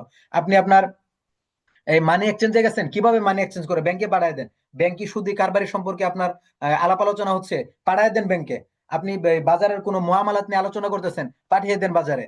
কি কিভাবে প্রতারণা করতে পারে, তার সার্ভিসটা কিরকম, আপনি পাঠিয়ে দেন বাজারে। প্র্যাকটিক্যালি প্রত্যেকটা ছাত্র প্র্যাকটিক্যালি পাঠিয়ে দেন, পুরা মাদ্রাসার বিরুদ্ধে গিয়ে আপনি পাঠিয়ে দেন। ওই ছাত্র সারা জীবন আপনার জন্য মনে রাখবে। ওই ছাত্র হবে জামানার সর্বশ্রেষ্ঠ ছাত্র। আপনি প্র্যাকটিক্যালি শিখান। আপনি কিতাবুল বই পড়াচ্ছেন, প্র্যাকটিক্যালি শিখান। বুদু ফিসলা সরাসরি প্র্যাকটিক্যালি তাদেরকে শেখান। আপনি বায়ে মুদরাবা, বায়ে মুরাবাহা, আপনার বায়ে সালা যা কিছু আছে সমস্ত কিছু আপনি করেন না, আপনি প্র্যাকটিক্যালি করেন। দেখেন ছাত্ররা কোথায় যায়। আমরা আসলে এখানে আমরা করি না, করতে চাই না নিজেরা, যেহেতু আমরা মানে অলস্যের মধ্যে পড়ে যে ছাত্রদেরকে আসলে কিভাবে আমরা করাবো। এজন্য বারবার বলা হচ্ছে যে নিজের স্কিল ডেভেলপ করুন, সর্বদা আপডেট জ্ঞান রাখুন। আমরা সেই মানে প্রশিক্ষণের শুরু থেকে আমরা এই কথাগুলো বলে আসছি, এটা আপনারা করুন। কখন কোন পরিস্থিতি আসতেছে তা অবজারভেশন করুন, অবলোকন করুন, সামনে রাখুন। সে অনুযায়ী মাসালা তালাশ করুন। নতুন কোন কিতাব আসতেছে তা খবর রাখুন, এবং তার থেকে নিজে উপকৃত হন, ছাত্রদেরকে উপকৃত করুন। কথাগুলো অত্যন্ত গুরুত্বপূর্ণ। আমি আশা করি আপনাদের জীবনের জন্য সহায়ক হবে ইনশাল্লাহ। এই ছিল মোটামুটি আমাদের তাদরিসের জন্য মোতালা। এখন আমাদের ব্যক্তিগত মোতালা। মোতালা দুই ধরনের হইতে পারে, দুইটাই হইতে পারে। একটা হলো ব্যক্তিগত মোতালা, তাদরিসের জন্য মোতালা। ব্যক্তিগত মোতালাতে কি আসবে? যে ব্যক্তিগত মোতালাতে আসবে, প্রথম কথাই হলো যে যে ব্যক্তি যে ক্ষেত্রে অগ্রসর হতে চায় তাকে সে বিষয়ে বিশ্বস্ত কিতাব পড়া উচিত। जिसको जिस मैदान में आगे बढ़ना हो उसे इस मैदान की मुस्तनिद किताबों का मुताला करना चाहिए। সুতরাং আপনি মনে করেন রাজনীতি করতে চান, অত রাজনীতি বিষয়ে আপনার পৃথিবীর আদ্যপান্ত আদম আলাহিসাল্লাম থেকে আজকে আজকে পর্যন্ত রাজনীতি ধারাবাহিকতা কোথায় গিয়েছে এটা আপনি জানেন না, রাজনীতি করতেই পারবেন না। আপনি ভৌগোলিক অবস্থান জানেন না পৃথিবীর, বাংলাদেশের, মানে এখন বিপদ হইলে আপনি কোন রাস্তা দিয়ে বের হবেন সেটা আপনি জানেন না, বাংলাদেশের ভৌগোলিক। আপনি রাজনীতি কিভাবে করবেন? রাজনীতির মানে হইলো আপনি কাকে শত্রুকে কিভাবে পরাজিত করবেন, এই চিন্তা হার হামেশায় একাধিক প্ল্যান আপনার জেহানে থাকতে হবে। রাজনীতির মানে হলো শত্রুকে পরাজিত করে নিজেদের নিরাপত্তার জন্য কত ভাবে আপনি প্ল্যান করতে পারেন। 1 2 3 4 10টা পর্যন্ত প্ল্যান থাকবে। এমনও প্ল্যান থাকবে সিক্রেট থাকবে, কেউ জানবে না। সেটার জন্য আপনার মোতালা করতে হবে। আপনি মানে যে কোনো ফোনের মধ্যে আপনি অনেক বেশি উপরে উঠতে চান, আপনার অবশ্যই সে বিষয়ে অনেক বেশি মোতালা করতে হবে। তাহলে একমাত্র আপনি উপরে উঠতে পারবেন। অধ্যয়নের লক্ষ্য এবং নিয়ম। আমরা নিজেদের জন্য যখন পড়বো তখন কি পড়বো? যে কিতাব পড়ার লক্ষ্য হওয়া উচিত যে কি বলা হয়েছে, কেন বলা হয়েছে, কে বলেছে, কিভাবে বলেছে, কোথায় প্রয়োগ হবে। এই 5টা জিনিসের সমষ্টিকে সামনে রেখে আমরা যদি মোতালা করি, আমাদের মোতালাটা ফলপ্রসূ হবে। কি বলা হয়েছে, কেন বলা হয়েছে, কে বলেছে, এবং কিভাবে বলেছে, এবং এটা আমি কোথায় প্রয়োগ করব। এই 5টা জিনিসকে সামনে রেখে যখন মোতালা করব, আমাদের মোতালা ফলপ্রসূ হবে। আর তরিকত সহিহা লিল মুতালা, সঠিকভাবে এই মানে মুতালার উপায় কি? সঠিকভাবে মুতালার উপায় প্রথমত হলো ইমাম শাফি রহমতুল্লাহ বলেন, যে ইলমে মুতালা আনাহু ও ইলম বাকি নেহি রাহতা, যে যে জ্ঞানে পাঠ নেই সেই জ্ঞান আসলে টিকে না। আপনি এই যেই কিতাব বা যে বিষয়বস্তু নিয়ে আসলে আপনি মোতালা করবেন না, সেই জ্ঞান কখনো থাকবে না। ওই বিষয়বস্তু একদম পৃথিবী থেকে হারিয়ে যাবে, সেটা জায়েল হয়ে যাবে। এমন হবে যেমন আপনার আনকা পাখির মতো। যেমন মুসলমানদের অবদান কি আমরা যখন এখন জানি না, কারণ মুসলমানদের অবদান নিয়ে আমরা চর্চা করি নাই।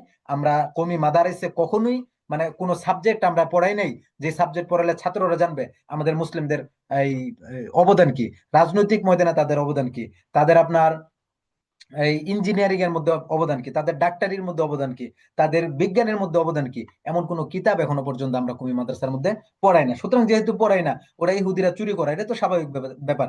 এখনো যে বরং মানে এখনো যে 2 4টা তারপর আমরা পাই, এটা আমাদের জন্য কপাল। আমাদের কপাল এটা, ওরা মায়া করে মনে হয় রেখে গেছে, এটুকু নিয়ে যেত। কিন্তু আমাদের মনে হয় ওই মানে অসহায়ত্ব দেখে তারা মায়া করে রাখছে যে তোরা একটু যাই না, কাজ করার দরকার নেই। এজন্য আমাদের মোতালা রাখা অবশ্যই জরুরি যে কোনো ফোনে। হযরত মাওলানা সিদ্দিক আহমদ রহমতুল্লাহ বলেন, সঠিক মোতালার জন্য পাঠের জন্য 3টি স্তর আছে। 1 নাম্বার স্তর হলো মনোযোগ সহকারে পাঠ করা।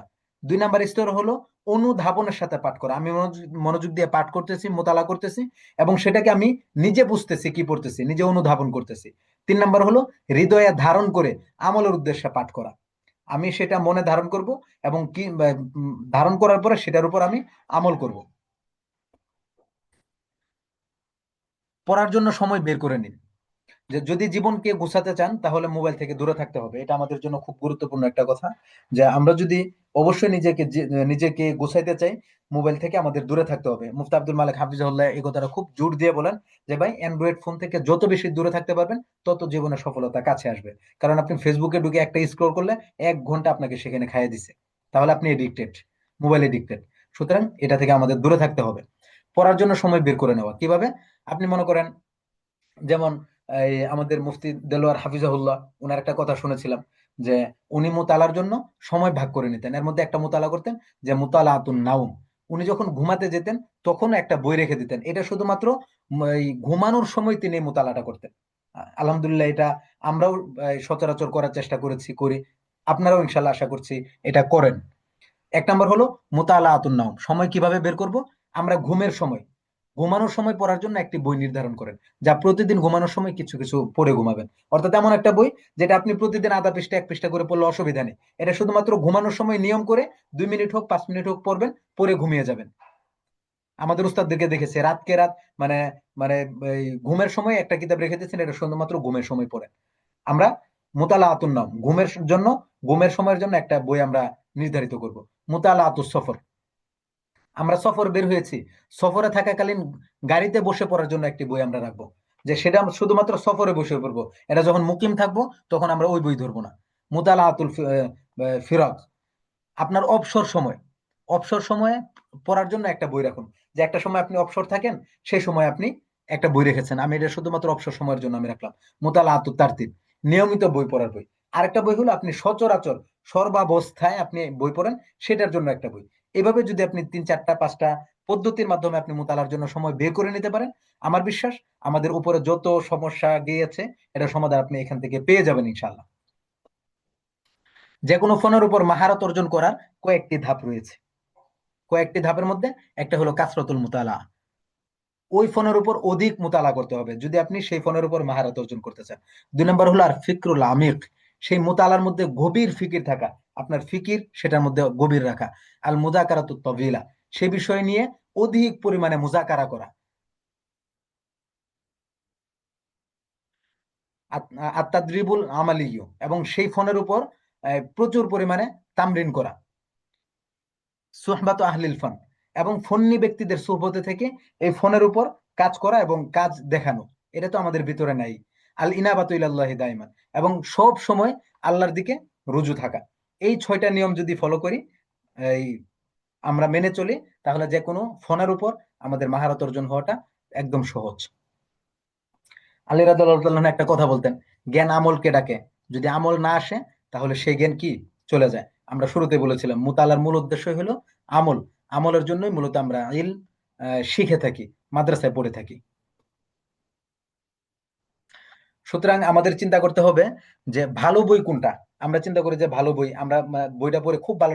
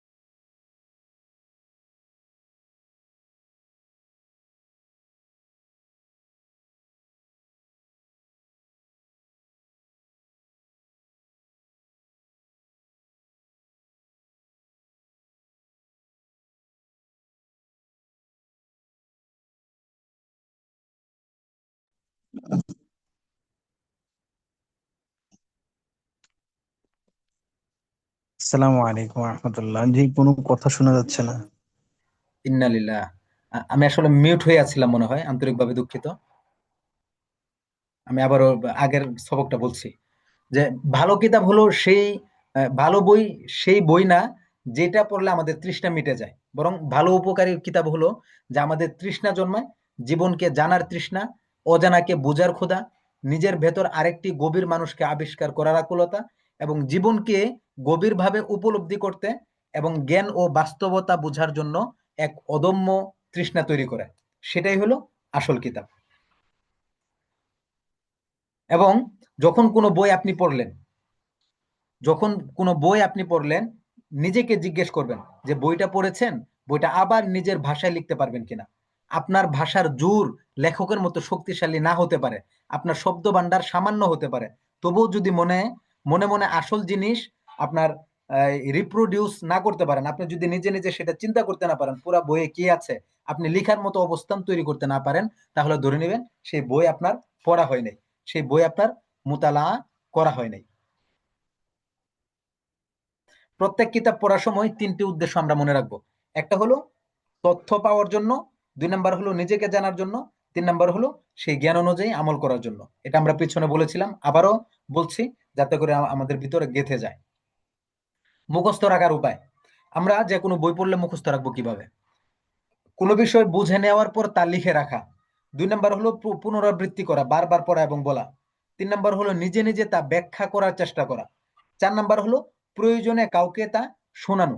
এভাবে যদি করি তাহলে আমরা সেটা খুব সহজেই মুখস্থ রাখতে পারবো। সর্বশেষ কথা হলো, ইমাম জাহাবি রহমতুল্লাহ আলাই বলেন, তুমি যদি এমন ভাবে জ্ঞান অর্জন করো যে তা আমল ও নফসকে সংশোধন করে না, তাহলে এই জ্ঞান তোমার কোনো উপকারে আসবে না। ইমাম গাজ্জালী রহমতুল্লাহ আলাই বলেন, যে ইলম আপনাকে আমলের দিকে না নিয়ে যায়, তা আপনার জন্য গুমরাহির দরজা খুলে দিবে। সর্বশেষ কথা এটাই ছিল, যে যে ইলম আপনাকে আমলের দিকে না নিয়ে যাবে, যে ইলম আপনাকে আমলের দিকে ডাকবে না, সেই ইলম আপনাকে 100% গুমরাহির দরজা খুলে দিবে, আপনার জন্য গুমরাহির দরজা খুলে দিবে। আশকুরুকুম জামিআন আলা হুসনি ইস্তিমাইকুম ওয়া আতরুকুকুম ফি রিআয়াতিল্লাহি ওয়া হিফজি। মুহিব্বুকুম মোহাম্মদ খালেদ সাইফুল্লাহ গাজীপুরি, মুদির মাহাদু তাদরিবুল মুআল্লিমিন, বাংলাদেশ। আমাদের এই ছিল মোটামুটি সর্বশেষ ক্লাসের সর্বশেষ মুজাকারা। আমরা এই পর্যন্ত করে আসছি, আপনাদেরকে অনেক তথ্য উপাত্ত দিয়ে বিরক্ত করেছি। এখন আসলে আপনাদের কাছ থেকে কিছু শুনবো, বুঝবো, এখন আপনাদের বলার পালা। অনেকেই আছেন এবং অনেকেই নেই। এখন আমরা যারা আছি, যারা যে যেভাবে পারি, লিখিত পারি, যেভাবে পারি, অবশ্যই আমরা আমাদের ফিডব্যাক দিতে হবে, এটা আমরা চেষ্টা করব। হ্যাঁ, আপনাদেরকে আনমিউট করে দেওয়া হয়েছে, আপনারা কথা বলবেন। যাদের তারা আছে তারা একটু আগে বলে ফেলেন, এবং যাদের ব্যস্ততা নেই তারা একটু দেরিতে বলতে পারেন। এখন আমার প্রশ্ন হলো, যে এই যে আমরা 10 দিনের একটা কোর্স আমরা আজকে সম্পন্ন করলাম, এই 10 দিন কোর্স করার পরে আপনার কাছে কি মনে হলো, যে আসলে কি কোর্সটা আপনার জীবনের জন্য উপকারী, বা আপনার কোন কোন সমস্যার সমাধান করতে পেরেছে, এবং কোথায় কোথায় আপনি ভালো অনুভব করেছেন, এই বিষয়গুলো আপনারা একজন একজন করে আমাদেরকে বলবেন। আশা করছি আজকের শেষ ক্লাস হিসেবে আপনারা কেউ যাবেন না, প্রত্যেকের কাছ থেকে এটা আমরা শুনতে চাই। জি।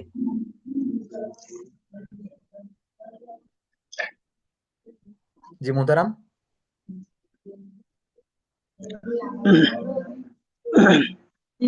আসসালামু আলাইকুম রহমতুল্লাহ। ওয়ালাইকুম আসসালাম রহমতুল্লাহ। আমি মোহাম্মদ রাশিদুল ইসলাম, চট্টগ্রাম থেকে বলছি। জি বলুন। আসলে এই কোর্সটা মনে হয় যে বারবার করতে ইচ্ছে করি, মানে আসলে জীবনে অনেক কিছু পাল্টে দিয়েছে, যেগুলো একসাথে বলাটা কঠিন হয়ে পড়ছে।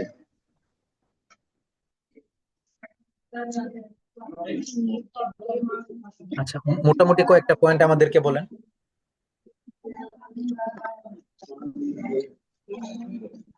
মোটামুটি পয়েন্ট বলতে গেলে, যে আগে আমরা অনেক কিছু ক্লাস করার সময় ছাত্রদের সাথে কথাবার্তা বলার সময় অনেক কিছু ত্রুটি হয়ে যেত, কিন্তু আলহামদুলিল্লাহ অনেকটা পরিবর্তন হয়েছে। আলহামদুলিল্লাহ। তারপর? তারপরে তারপর একটা ছেলেদের সাথে অনেক সময় আমরা অনেক ধরনের খারাপ ব্যবহার করতাম, যে এগুলো পরবর্তীতে অনেক শাসন করতাম, কিন্তু শাসন করাটা আসলে এই ক্লাসটা করার পরে বুঝলাম যে আসলে শাসন করাটার পদ্ধতি অনেক ধরনের আছে।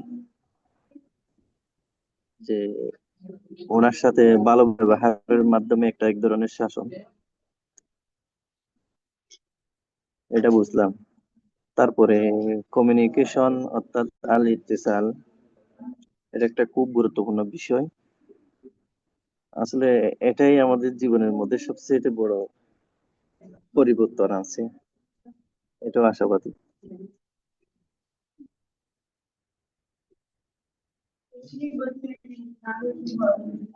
উস্তাদ জি। জি, মাশাল্লাহ, আমি আপনার কথাটা আমি শুনতে পেয়েছি, এবং আমি আশা করি এখানে যেটুকুই গুছিয়ে বলেছেন আপনি আপনার নিজের পোস্টের মাধ্যমে এবং লিখিত আকারে আমাদেরকে অবশ্যই জানাবেন। এবং আপনাদের পরীক্ষা ঘোষণা করছি যে আপনাদের পরীক্ষা হবে হলো আজকে আগামীকালকে, অর্থাৎ বৃহস্পতিবার। বৃহস্পতিবারের ভিতর আপনাদের অ্যাসাইনমেন্ট জমা দিতে হবে, যে ভিডিও ফিডব্যাক এবং লিখিত ফিডব্যাক, আপনারা পুরো কোর্স থেকে কি কি শিখেছেন, আপনার সমস্যা কোথায় সমাধান হয়েছে, এই বিষয়গুলো আমাদেরকে লিখিত আকারে এবং হলো ভিডিও আকারে আমাদেরকে জানাবেন। এটা হলো পুরো কোর্স থেকে আপনারা কি কি নিয়েছেন, এটা হলো আপনাদের পরীক্ষা। যারা পরীক্ষাতে মানে দিতে পারবেন তারা সার্টিফিকেট পাবেন, এবং যারা দিতে পারবেন না তারা অবশ্যই সার্টিফিকেট পাবেন না। জি, তারপরে আহ, আরেকটা ভিডিও আকারে বলতে উস্তাদ জি, ভিডিও আকারে বলতে ভিডিও আছে না, আপনি ক্যামেরার সামনে রেখে আপনি ক্যামেরার সামনে কথা বলবেন, কথা বলে সেটা রেকর্ড করে দিবেন। জি, ইনশাল্লাহ। জি, এবং বিশেষ করে লিখিত আকারে, যদি কারো ভিডিওতে একান্ত সমস্যা হয় তাহলে লিখিত আকারে কোনো না কোনো একটা অবশ্যই আপনাকে দিতে হবে। জি, তারপরে আর কোনো মোহতারাম?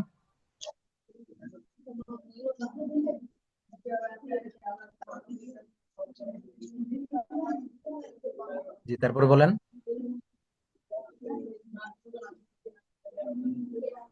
আসসালামু আলাইকুম রহমতুল্লাহ। ওয়ালাইকুম আসসালাম রহমতুল্লাহ। মহিবুল্লাহ আল মামুন ভাই। আলহামদুলিল্লাহ, আমি গত ক্লাসগুলোতে যেরকম ভালো দেখেছি, আলহামদুলিল্লাহ আজকের ক্লাসটা আসলে আহ, আমাদের রিসার্চ ক্লাসটা অত্যন্ত ভালো বিষয়ের উপর ছিল। কিছু জিনিস আমি গত ক্লাসগুলোতে যেরকম ভাবে ফিডব্যাক পাচ্ছি, যেমন কমিউনিকেশন, তারপরে সিরিয়াল ভাবে যেরকম ভাবে আসছে, ওগুলা থেকে আলহামদুলিল্লাহ আজকের ক্লাসটা আমার জন্য আরো বেশি, বিশেষ করে আমি মনে করছি আরো বেশি প্রয়োজন ছিল। আহ, যেমন কয়েকটা বিষয় আমার আজকে ভাষাগত দক্ষতার, যদি কেউ আহ, সবসময় পড়ার জন্য না থাকে, মানে মোতালা যদি না করেন ঠিক মতো, সত্যিকারের অর্থে তার ভাষাগত দক্ষতা অবনত হয়। এটা একদম, কেউ বিশ্বাস করুক বা না করুক, এটাতে আহ, আস্তে আস্তে অটোমেটিকলি ওর এমনতে একটা অবনতি চলে আসবে, যেমন কথার যে, মানে এই এই জায়গার সাথে এই কথাটা যায় না। যখন আমরা বই বা মোতালা করা বন্ধ করে দিই, তখন কিন্তু এই জায়গাগুলোতে আমাদের অনেক প্রভাব পড়ে। এটা কেউ বুঝুক বা না বুঝুক, আমি উদাহরণস্বরূপ কিছু আমি বলবো যে, দেখবেন আমাদের যখন আমাদের ওয়াজিয়ান যারা আছে দেশের প্রেক্ষাপটে, হ্যাঁ, তাদের পুরাণ কিছু কথা শুনলে অনেক সময় দেখা যায় তাদের কথাবার্তার তারতম্য কেমন ছিল। কিন্তু আলহামদুলিল্লাহ তারা এখন বর্তমানে যেরকম দেখছি, তারা এগুলো অবশ্যই মোতালার মাধ্যমেই, মানে কথার মাধুর্য আনতে পারে। আহ কথার মাধুর্যতা আছে, তারপরে কোন জায়গায় কোন শব্দ ব্যবহার করা, এটা অবশ্যই আজকের ভাষায় কথার মধ্যে আমি একটা পয়েন্ট, এটা আমার বেশি ভালো লাগছে কি যে, আসলে যদি মোতালা না থাকে আমাদের এই ভাষাগুলো, ভাষাগত দক্ষতা যেটা, এটা দূরে সরে যায়। তারপরে নিয়মিত বই পড়া, আসলে এটা জরুরি বিষয়। বাকি আমাদের আহ, নিয়মিত মোবাইল চালানো ব্যাপারটা হয়ে গেছে যে, ঘুমানোর আগে একটু মোবাইল চালানো, এটা মানে বলতে পারেন যে বইয়ের পরিবর্তে আমরা মোবাইলটা নিয়ে নিছি, যার কারণে আমাদের লেখা হোক অথবা কথা বলাই হোক, আমাদের বানানে হোক, সব জায়গা থেকে আমরা এই বই না পড়ার কারণে আমরা এগুলাতে পিছিয়ে যাচ্ছি। দিন দিন মানুষ স্মার্ট হচ্ছে, কিন্তু লিখতে গেলে নাজেহাল অবস্থা আমাদের। আহ, আমারও মানে এগুলো যে সবার যেমন না, আমারও ব্যক্তিগত ভাবে মোবাইলের, মানে আমরা লিখতে লিখতে মানে মোবাইলে সবকিছু করে ফেলতেছি, কম্পিউটার টাইপ করে করে ফেলতেছি। এই যে আমরা যে ব্যক্তিগত ভাবে যে আমাদের মানে বই না পড়ার কারণে উচ্চারণ হোক অথবা শব্দগত ব্যাপার হোক, এগুলো আমরা আস্তে আস্তে ভুলেই যাচ্ছি বলতে পারেন। আর মোতালায় যদি বিশ্বাস করে থাকে, তাহলে দেখা গেছে আমাদের এগুলো আস্তে আস্তে আলহামদুলিল্লাহ ভালো হবে। আচ্ছা মহিবুল্লাহ ভাই, তো আমি যতটুকু জানি যে আপনি সবেমাত্র নতুন শিক্ষকতার পেশায় যাবেন। জি। তো সেই হিসাবে আপনি জি। শিক্ষকতা যাওয়ার পূর্বে যে আপনি একটা কোর্স করার সুযোগ পেয়েছেন এবং করেছেন, এই ব্যাপারে আপনার পরবর্তী শিক্ষক জীবনে কতটুকু এই ফায়দা হবে বলে আপনি মনে করেন? উম, আসলে প্রত্যেকটা কাজেই যদি দক্ষতা থাকে, তখন যেখানে যাক সে তার দক্ষতা দেখায় খুব তাড়াতাড়ি স্কিল যদি থাকে তা খুব তাড়াতাড়ি সবার মাঝে ভালোবাসা, যে আন্তরিকতা, এটা অটোমেটিকলি চলে আসবে। যা স্যার আজকে আপনি কয়েকটা উদাহরণ দিছিলেন, যে তেলবাজের ব্যাপারটা, যে তেলবাজ আজকে আছে, কালকে কোনো না কোনো ভাবে ছুটে যাবে, মুখ থেকে পিছলে যাবে। বাকি যদি আপনি নিজ স্বার্থে অথবা মানে যেখানে আপনি করছেন ওইখানের সম্মানার্থে পরিশ্রম করেছেন, শ্রম দেন এবং ছাত্রদেরকে কিছু দেওয়ার মতো অবশ্যই কিছু করেন, সেক্ষেত্রে অবশ্যই ভালো কিছু হবে। আর আমি আলহামদুলিল্লাহ, আমি গত ক্লাসগুলোতে যা যতটুকু বুঝতে পারছি, বাকি আজকের ক্লাসটা আসলে সত্যি আপনি অনেক আগে থেকেই বলছিলেন যে আমাদের শেষ ক্লাসটা যেটা হবে ওটা অত্যন্ত জরুরি বিষয় হবে আসলে। আমি আজকে প্রথম ক্লাসটা ছিলাম, বাকি অতটা ভালো করে ছিলাম না, বাকি লাস্ট ক্লাসটা আমি একটু ফোকাস দিয়ে করছিলাম। তো আলহামদুলিল্লাহ, আমি যেটা মনে করি যে আহ, আমার প্রথম ক্লাসে আমি শিক্ষকতা যদি যাই পেশায়, সেক্ষেত্রে আমি আমার প্রথমে যে মোতালার বিষয়টা এবং ছাত্রদের সাথে মিশার ব্যাপারটা, এগুলো আসলে খুবই মানে কি বলে ইম্পর্টেন্ট জিনিস। এগুলো আসলে যদি কেউ না বলে, এগুলো আসলে বোঝার মতো উপায় নেই। আমাদের কৌমি অঙ্গনেই শুধু যে আহ, শিক্ষকতা ট্রেনিং, এই বিষয়টা অন্যভাবে থাকে, এটা পারি কেন করতে হবে, এই জিনিসগুলো আমার আসলে আমাদের আহ, জানি না কি অহংকার হবে নাকি হীনমন্যতা হবে বা কি হবে, এই শব্দটা ব্যবহার হবে জানি না। বাকি আমাদের মধ্যে এটা দুর্বলতা বলতে পারেন, আমাদের এই প্রশিক্ষণ ব্যাপারটা না থাকার কারণে আমরা অনেক পিছিয়ে আছি, অনেক পিছিয়ে আছি। আচ্ছা, মাশাল্লাহ, আপনি অত্যন্ত জি। সুন্দর বলেছেন। এবং আমি আশা করব, এখন যেহেতু এই, এই, অপ্রস্তুত অবস্থায় বলেছেন, বাকি আমি আশা করব যে যখন আপনারা পরীক্ষার জন্য ফিডব্যাক দিবেন, সেখানে আরো বেশি গুছিয়ে এবং সুন্দর করে বিষয়টা উপস্থাপন করবেন, নোট করে যে কার কি সমস্যা সমাধান পেয়েছেন, এটা আমাদেরকে অবশ্যই জানাবেন। আচ্ছা, তারপরে আর কোনো ভাই? আসসালামু আলাইকুম রহমতুল্লাহ। ওয়ালাইকুম আসসালাম রহমতুল্লাহ। ইসা ভাই? জি, জি, মোতারাম আসলে বলেন। ফিডব্যাক বলবো, বাকি আমি আমার প্রতিটা দর্শিয়াতের ক্ষেত্রে ওস্তাদদের সাথে কথা, মানে কমিউনিকেশন, তারপরে প্রতিটা ক্ষেত্রে আলহামদুলিল্লাহ কোর্সটি করা শুরু থেকে এ পর্যন্ত যে ফায়দাগুলো হয়েছে, এটার সুফলটা আমি আসলে মানে আহ, পাইতেছি, এবং নিজে নিজে আত্মতৃপ্তি বোধ করতেছে যে আসলে এই বিষয়টা এরকম আমি এতদিন আসলে ভুল করেছি। এটা জানার কারণে আজকে আমার এরকম হচ্ছে। এমন আজকে দুপুরে একটা কালগুজারি, সেটা হলো আমি আমার দুই ওস্তাদের সাথে অনেকক্ষণ বিভিন্ন বিষয় নিয়ে আর কি, আদবের বিষয় মানে আদব বিষয় নিয়ে, বিভিন্ন মাদ্রাসার হালত নিয়ে, পড়ালেখার ব্যবস্থা নিয়ে, শিক্ষকদের অবস্থা নিয়ে, কই মাদ্রাসা নিয়ে বিভিন্ন আলোচনা আসছে। তো আমি তাদের সাথে যে কথাগুলো বলছি, এই কথাগুলো আসলে এখান থেকে নকল করা ছিল। আর এই কথাগুলো তাদের সামনে উপস্থাপন করার পরে এই দুইজন ওস্তাদই আমাকে বলতেছে, হুজুর আসলে আমরা অনেক কিছু আপনার কথা থেকে শিখছি। এবং আমার কাছে এক ওস্তাদ বলতেছে যে আমার কাছে আমার ইচ্ছা হয়েছে যে এই কথাগুলো যদি লিখে নিয়ে অন্যদের কাছে পৌঁছাইতে পারতাম, সেটা অনেক, সেও অনেক উপকৃত হতো। তো এটা আসলে আমি নিজে নিজে পরে ভাবতেছিলাম যে আসলে তো এখানে কোনো আমার কোনো যোগ্যতা বা আমার কোনো ছিল না। এটা তো আসলে ওস্তাদ হ্যাঁ, যে দর্শিয়াতে মানে তাদরিবের ভিতরে যে প্রশিক্ষণের ভিতরে যে কথাগুলো বলছে, এটাই তো নকল করেছিলাম।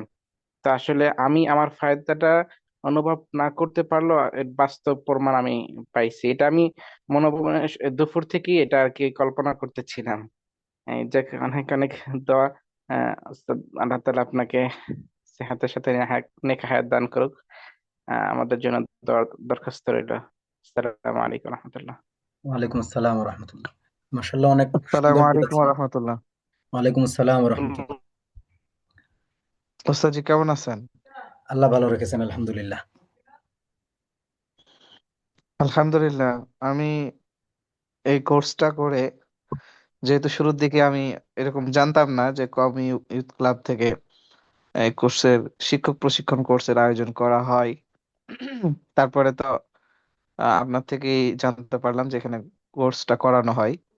তারপরে আলহামদুলিল্লাহ যুক্ত হলাম।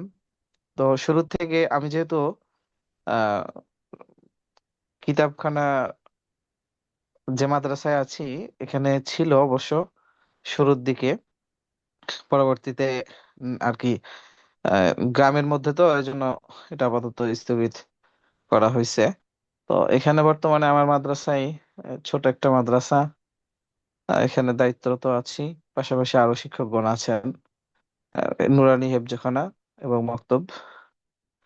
তো এগুলো নিয়ে আর কি আছি। তার তোর মধ্যে আমার আমার কাছে শিক্ষক প্রশিক্ষণ ক্লাসের শুরুর যে ক্লাসগুলো ছিল এগুলো খুবই গুরুত্বপূর্ণ ছিল এবং আমার জীবনের সাথে অনেক মিলিত বিষয়গুলো আছে।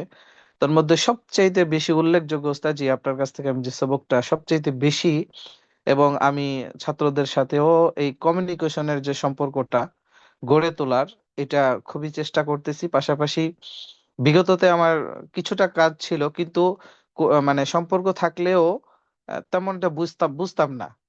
যখন আমি এই ক্লাসগুলো করলাম, ক্লাসগুলো করার পরে আমার মাঝে এই বিষয়টা ক্লিয়ার হয়ে গেল যে না, এটা আমাদের মাঝে অত্যন্ত জরুরি। ছাত্র ছাত্র এবং শিক্ষকের মাঝে কমিউনিকেশন এটা অত্যন্ত জরুরি, শুধুই জরুরি না।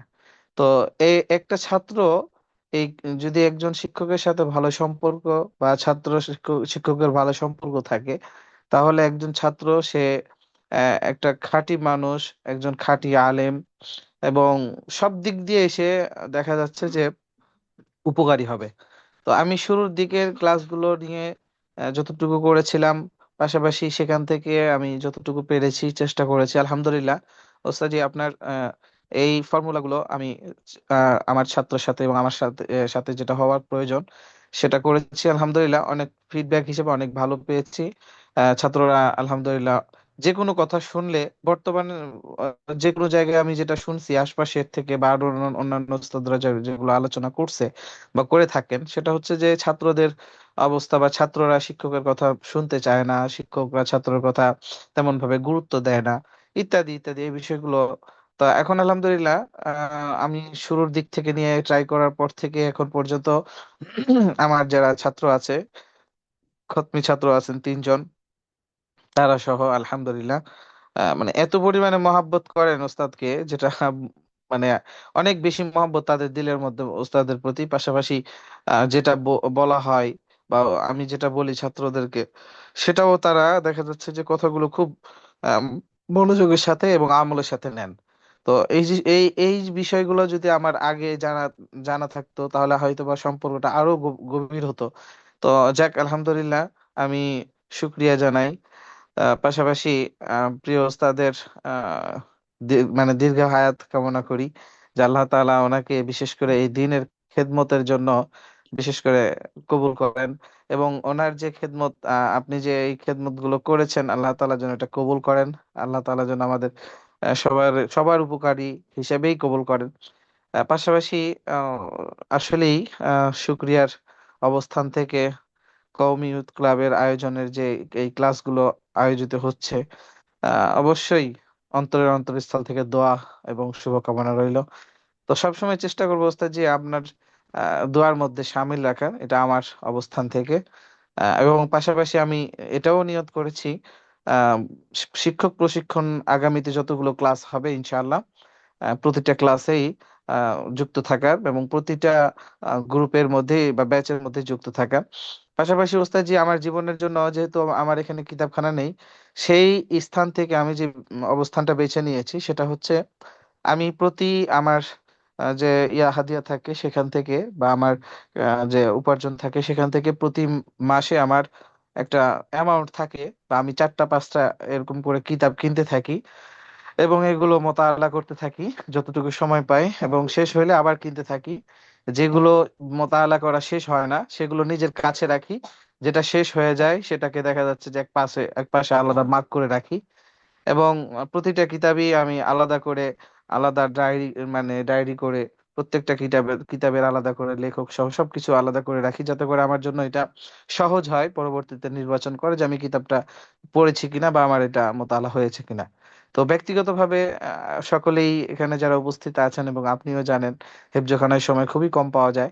তারপরেও চেষ্টা করতেছি আগামীতে আমরা হেফজোখানায় শিক্ষক নিয়ে আমি একটু ফ্রি হয়ে ভাবতেছি যে জিন্দেগির আর একটু সময় মোতালার পিছনে বা আর একটু পড়ালেখার জীবনে ব্যয় করলে আমার জন্য অনেক ভালো হবে। জাযাকুমুল্লাহ। এই হচ্ছে আমার আহ, মানে অল্প কেমন ভাবে বললাম বুঝলাম না, অগোছালো মতো করে বলা হলো ওস্তাদজি, ক্ষমা সুন্দর দৃষ্টিতে দেখবেন, ভুল হলে অবশ্যই সংশোধন করে নেবো ইনশাআল্লাহ। জাযাকুমুল্লাহ। আসসালামু আলাইকুম রহমতুল্লাহ। জাযাকুমুল্লাহ আহসানাল জাযা। আল্লাহ তাআলা আপনাকে উত্তম জাযা দান করুন। অত্যন্ত সুন্দর বলেছেন। আহ, আমাদের আর কোনো ভাই?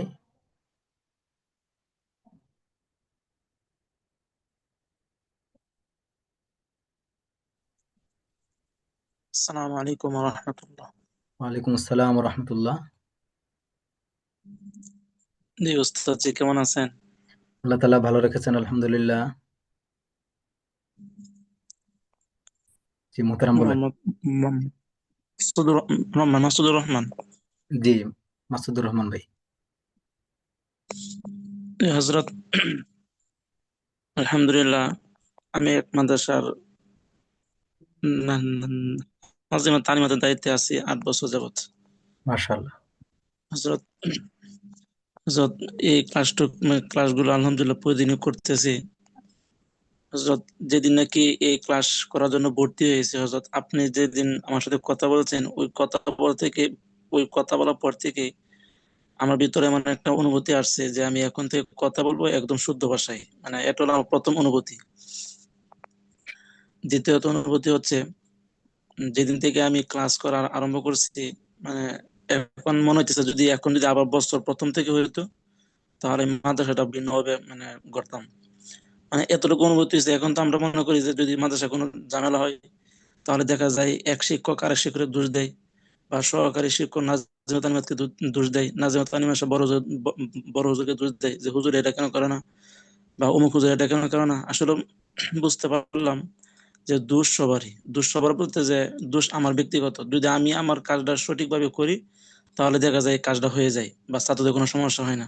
কিন্তু আমরা আমাদের গাফলতির কারণে, মানে আমরা আমাদের কম বুঝির কারণে দেখা যায় একজন আরেকজনকে দোষ দিই।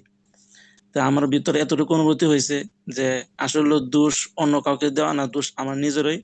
আমি যদি কাজটা সঠিকভাবে আদায় করি বা সঠিকভাবে ছাত্রদের কাছে মেহনত করি, তাহলে দেখা যায় আর অন্য কারো দোষ দেখার সময় নাই।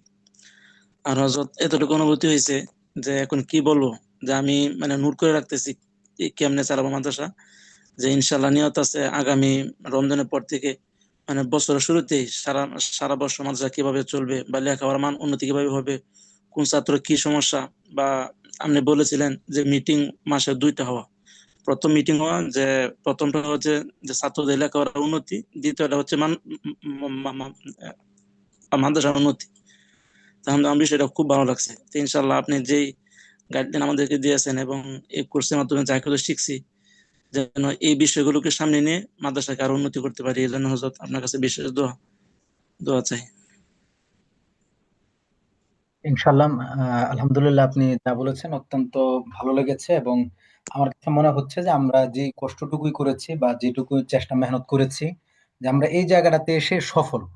যে আমরা কমি ক্লাবের আয়োজনে এবং তাদরিবুল মুআল্লিমিন ইনস্টিটিউটের পরিচালনায় যে চেষ্টা মেহনতটুকু করেছি, আমরা চেয়েছি এটুকুই যে একজন শিক্ষক তার নিজেকে বুঝুক, এবং যখন শিক্ষক নিজেকে বুঝে যাবে, তার মাধ্যমে মানে বহু প্রজন্ম এগিয়ে যাবে। এবং যেমন আমাদের বর্তমান মাসুদুর রহমান ভাই যেটা বললেন, উনি একজন নাজেমা তালিমা দায়িত্বশীল মানুষ। উনি যেটুকু বুঝে গেছেন, আমি আমি মনে করি যে সেই মাদ্রাসার এখন থেকে যত ছাত্র আসবে, শিক্ষক আসবে, প্রত্যেকেই মাহের হয়ে সেখান থেকে বের হবে। অন্তত প্রত্যেকেই যদি না হয়, অন্তত 100%-এর মধ্যে মিনিমাম 50% হবে ইনশাল্লাহ। আমাদের এইটুকু সফলতা জি আমরা হযরত, ইনশাল্লাহ। এবং আমি আমার বড় হুজুরকে আমি এই পরামর্শ দিব, যেন এই মানে এই শিক্ষক প্রশিক্ষণ গুলো যেন সকলে করে। আমি আমি একটা পরামর্শ দিব সকলকে, বলবো যে হুজুর, যদি মাদ্রাসাকে আমরা উন্নতি করতে চাই, যেন প্রত্যেকটা শিক্ষক, একজন মক্তবের শিক্ষক হোক, একজন স্যার হোক, মানে সকলের জন্য এই এই কোর্সগুলো করা দরকার এবং এই প্রশিক্ষণগুলো একদম আবশ্যক যদি মাদ্রাসা ভালো করতে চাই। ইনশাল্লাহ আল্লাহ তাআলা যেন আপনার যে চিন্তা ফিকির আছে, এটাকে যেন আপনার মতো করে কল্যাণের জন্য বাস্তবায়ন করার সুযোগ করে দেন, এবং সেই তৌফিক দান করেন।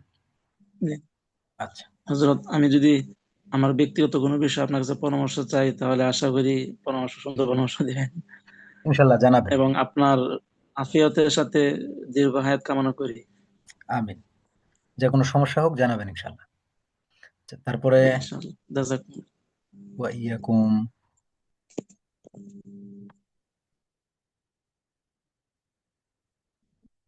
তারপর আর কোনো ভাই?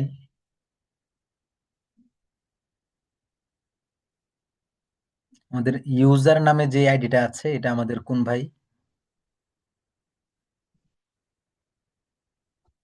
আমি এখনো পর্যন্ত চিনতে পারিনি। আমাদের তাজুল ইসলাম ভাই কি আছেন? আবু হানিফ ভাই আছেন কিনা?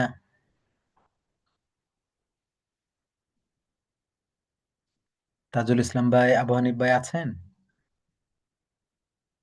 আসসালামু আলাইকুম। ওয়ালাইকুম আসসালাম ওয়া রাহমাতুল্লাহ।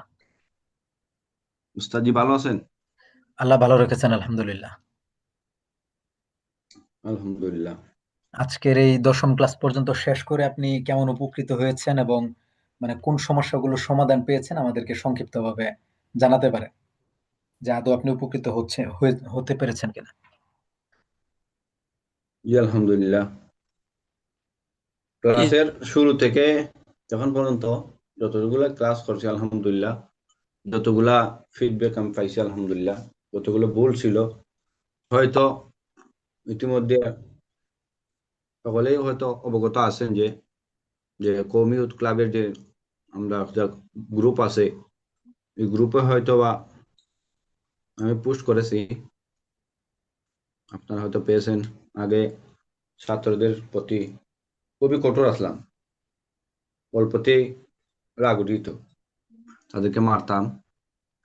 তো এই ক্লাসটা করার পর আলহামদুলিল্লাহ বুঝলাম যখন যে কমিউনিকেশন, তাদের সাথে যে একটা সম্পর্ক তৈরি রাখা, একটা ভালো একটা সম্পর্ক রাখা, শুধুমাত্র যে শিক্ষকের জায়গায় থাকা এমন কিন্তু না।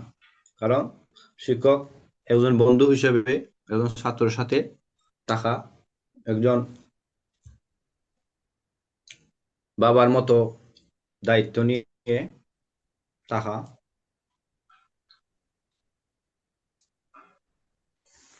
আলহামদুলিল্লাহ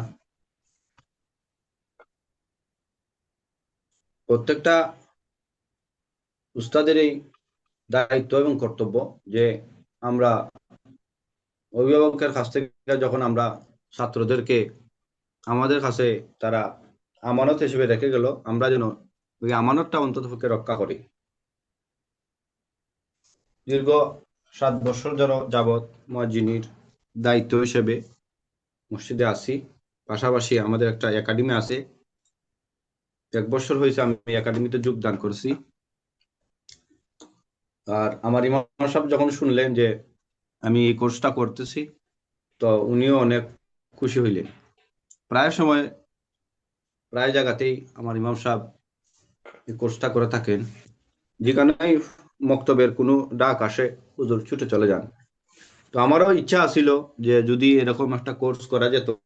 হুজুর কত করতেছেন, এই ছাত্রদের সাথে কত আন্তরিকতার সাথে কথা বলেন, কত আন্তরিকতার সাথে ছাত্রদের সাথে মিশেন, কিন্তু আমার এই যে ছাত্রদের সাথে যে একটা দূরত্ব আছিল, এই দূরত্বটা আলহামদুলিল্লাহ এই শিক্ষক প্রশিক্ষণ কোর্সের মাধ্যমে আলহামদুলিল্লাহ পূরণ হয়ে গেছে। এখন ক্লাসে গেলে আমরা বেত আর রাখি না খান্দাত, বেত ছাড়াই আলহামদুলিল্লাহ চলতেছে। এখন ক্লাসটা আর গুমরা মুখের মতো হুজুর আসলেন, হুজুর পড়াইলেন, আবার চলে গেলেন, এমন কিন্তু না। এখন অনেক রকম পড়া হইতেছে একদিকে, আর একটু মজাও হইতেছে, হাসি ঠাট্টা হইতেছে, সবকিছু মিলাইয়া আলহামদুলিল্লাহ চলতেছে।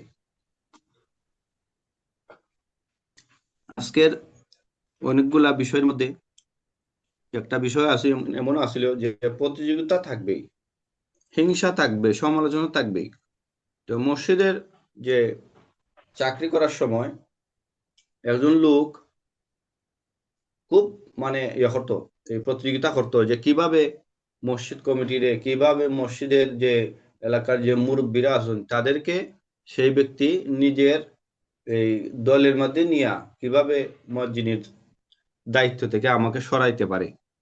কারণ সে দেখতেছে যে আমি মসজিদের নিয়মিত কাজগুলা করতেছি, মক্তবের এই ছাত্র ছাত্রীদেরকে পড়াইতেছি, উন্নতি হইতেছে, মসজিদের উন্নতি হইতেছে, সেই ব্যক্তির আর সহ্য হইতেছে না। তো প্রতিনিয়তই চেষ্টা করে ওই ব্যক্তি যাতে হইরা আমার ক্ষতি করতে পারে। আলহামদুলিল্লাহ আমি আমার জায়গা তো অটল থাকছি, আল্লাহ তাআলার অশেষ রহমতে সে ব্যক্তি আমার কোনো ক্ষতি করতে পারছে না। মাশাআল্লাহ।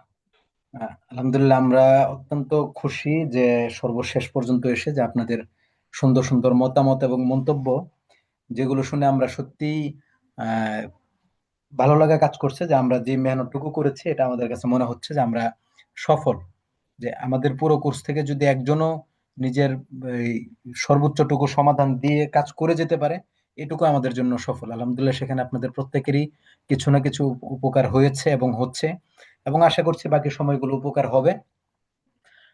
এই আশায় ব্যক্ত করছি, এবং আপনাদের জন্য সর্বোচ্চ দোয়া আমাদের পক্ষ থেকে আছে যে সিহাতে আফিয়ার সাথে নেখায়াত দারাজ করুন, এবং যখন যেখানে যে সমস্যা হবে অবশ্যই সেটা গ্রুপ আছে, গ্রুপে মোজাকারা করবেন, এবং সেখান থেকে সমাধান অবশ্যই আপনাদেরকে দেয়া হবে ইনশাল্লাহ। সেই ইনশাল্লাহ। সময় এবং সেই ভালো লাগা ব্যক্ত করে আজকের আমরা এই ক্লাস শেষ করছি। আসসালামু আলাইকুম ওয়া রাহমাতুল্লাহি ওয়া বারাকাতুহু।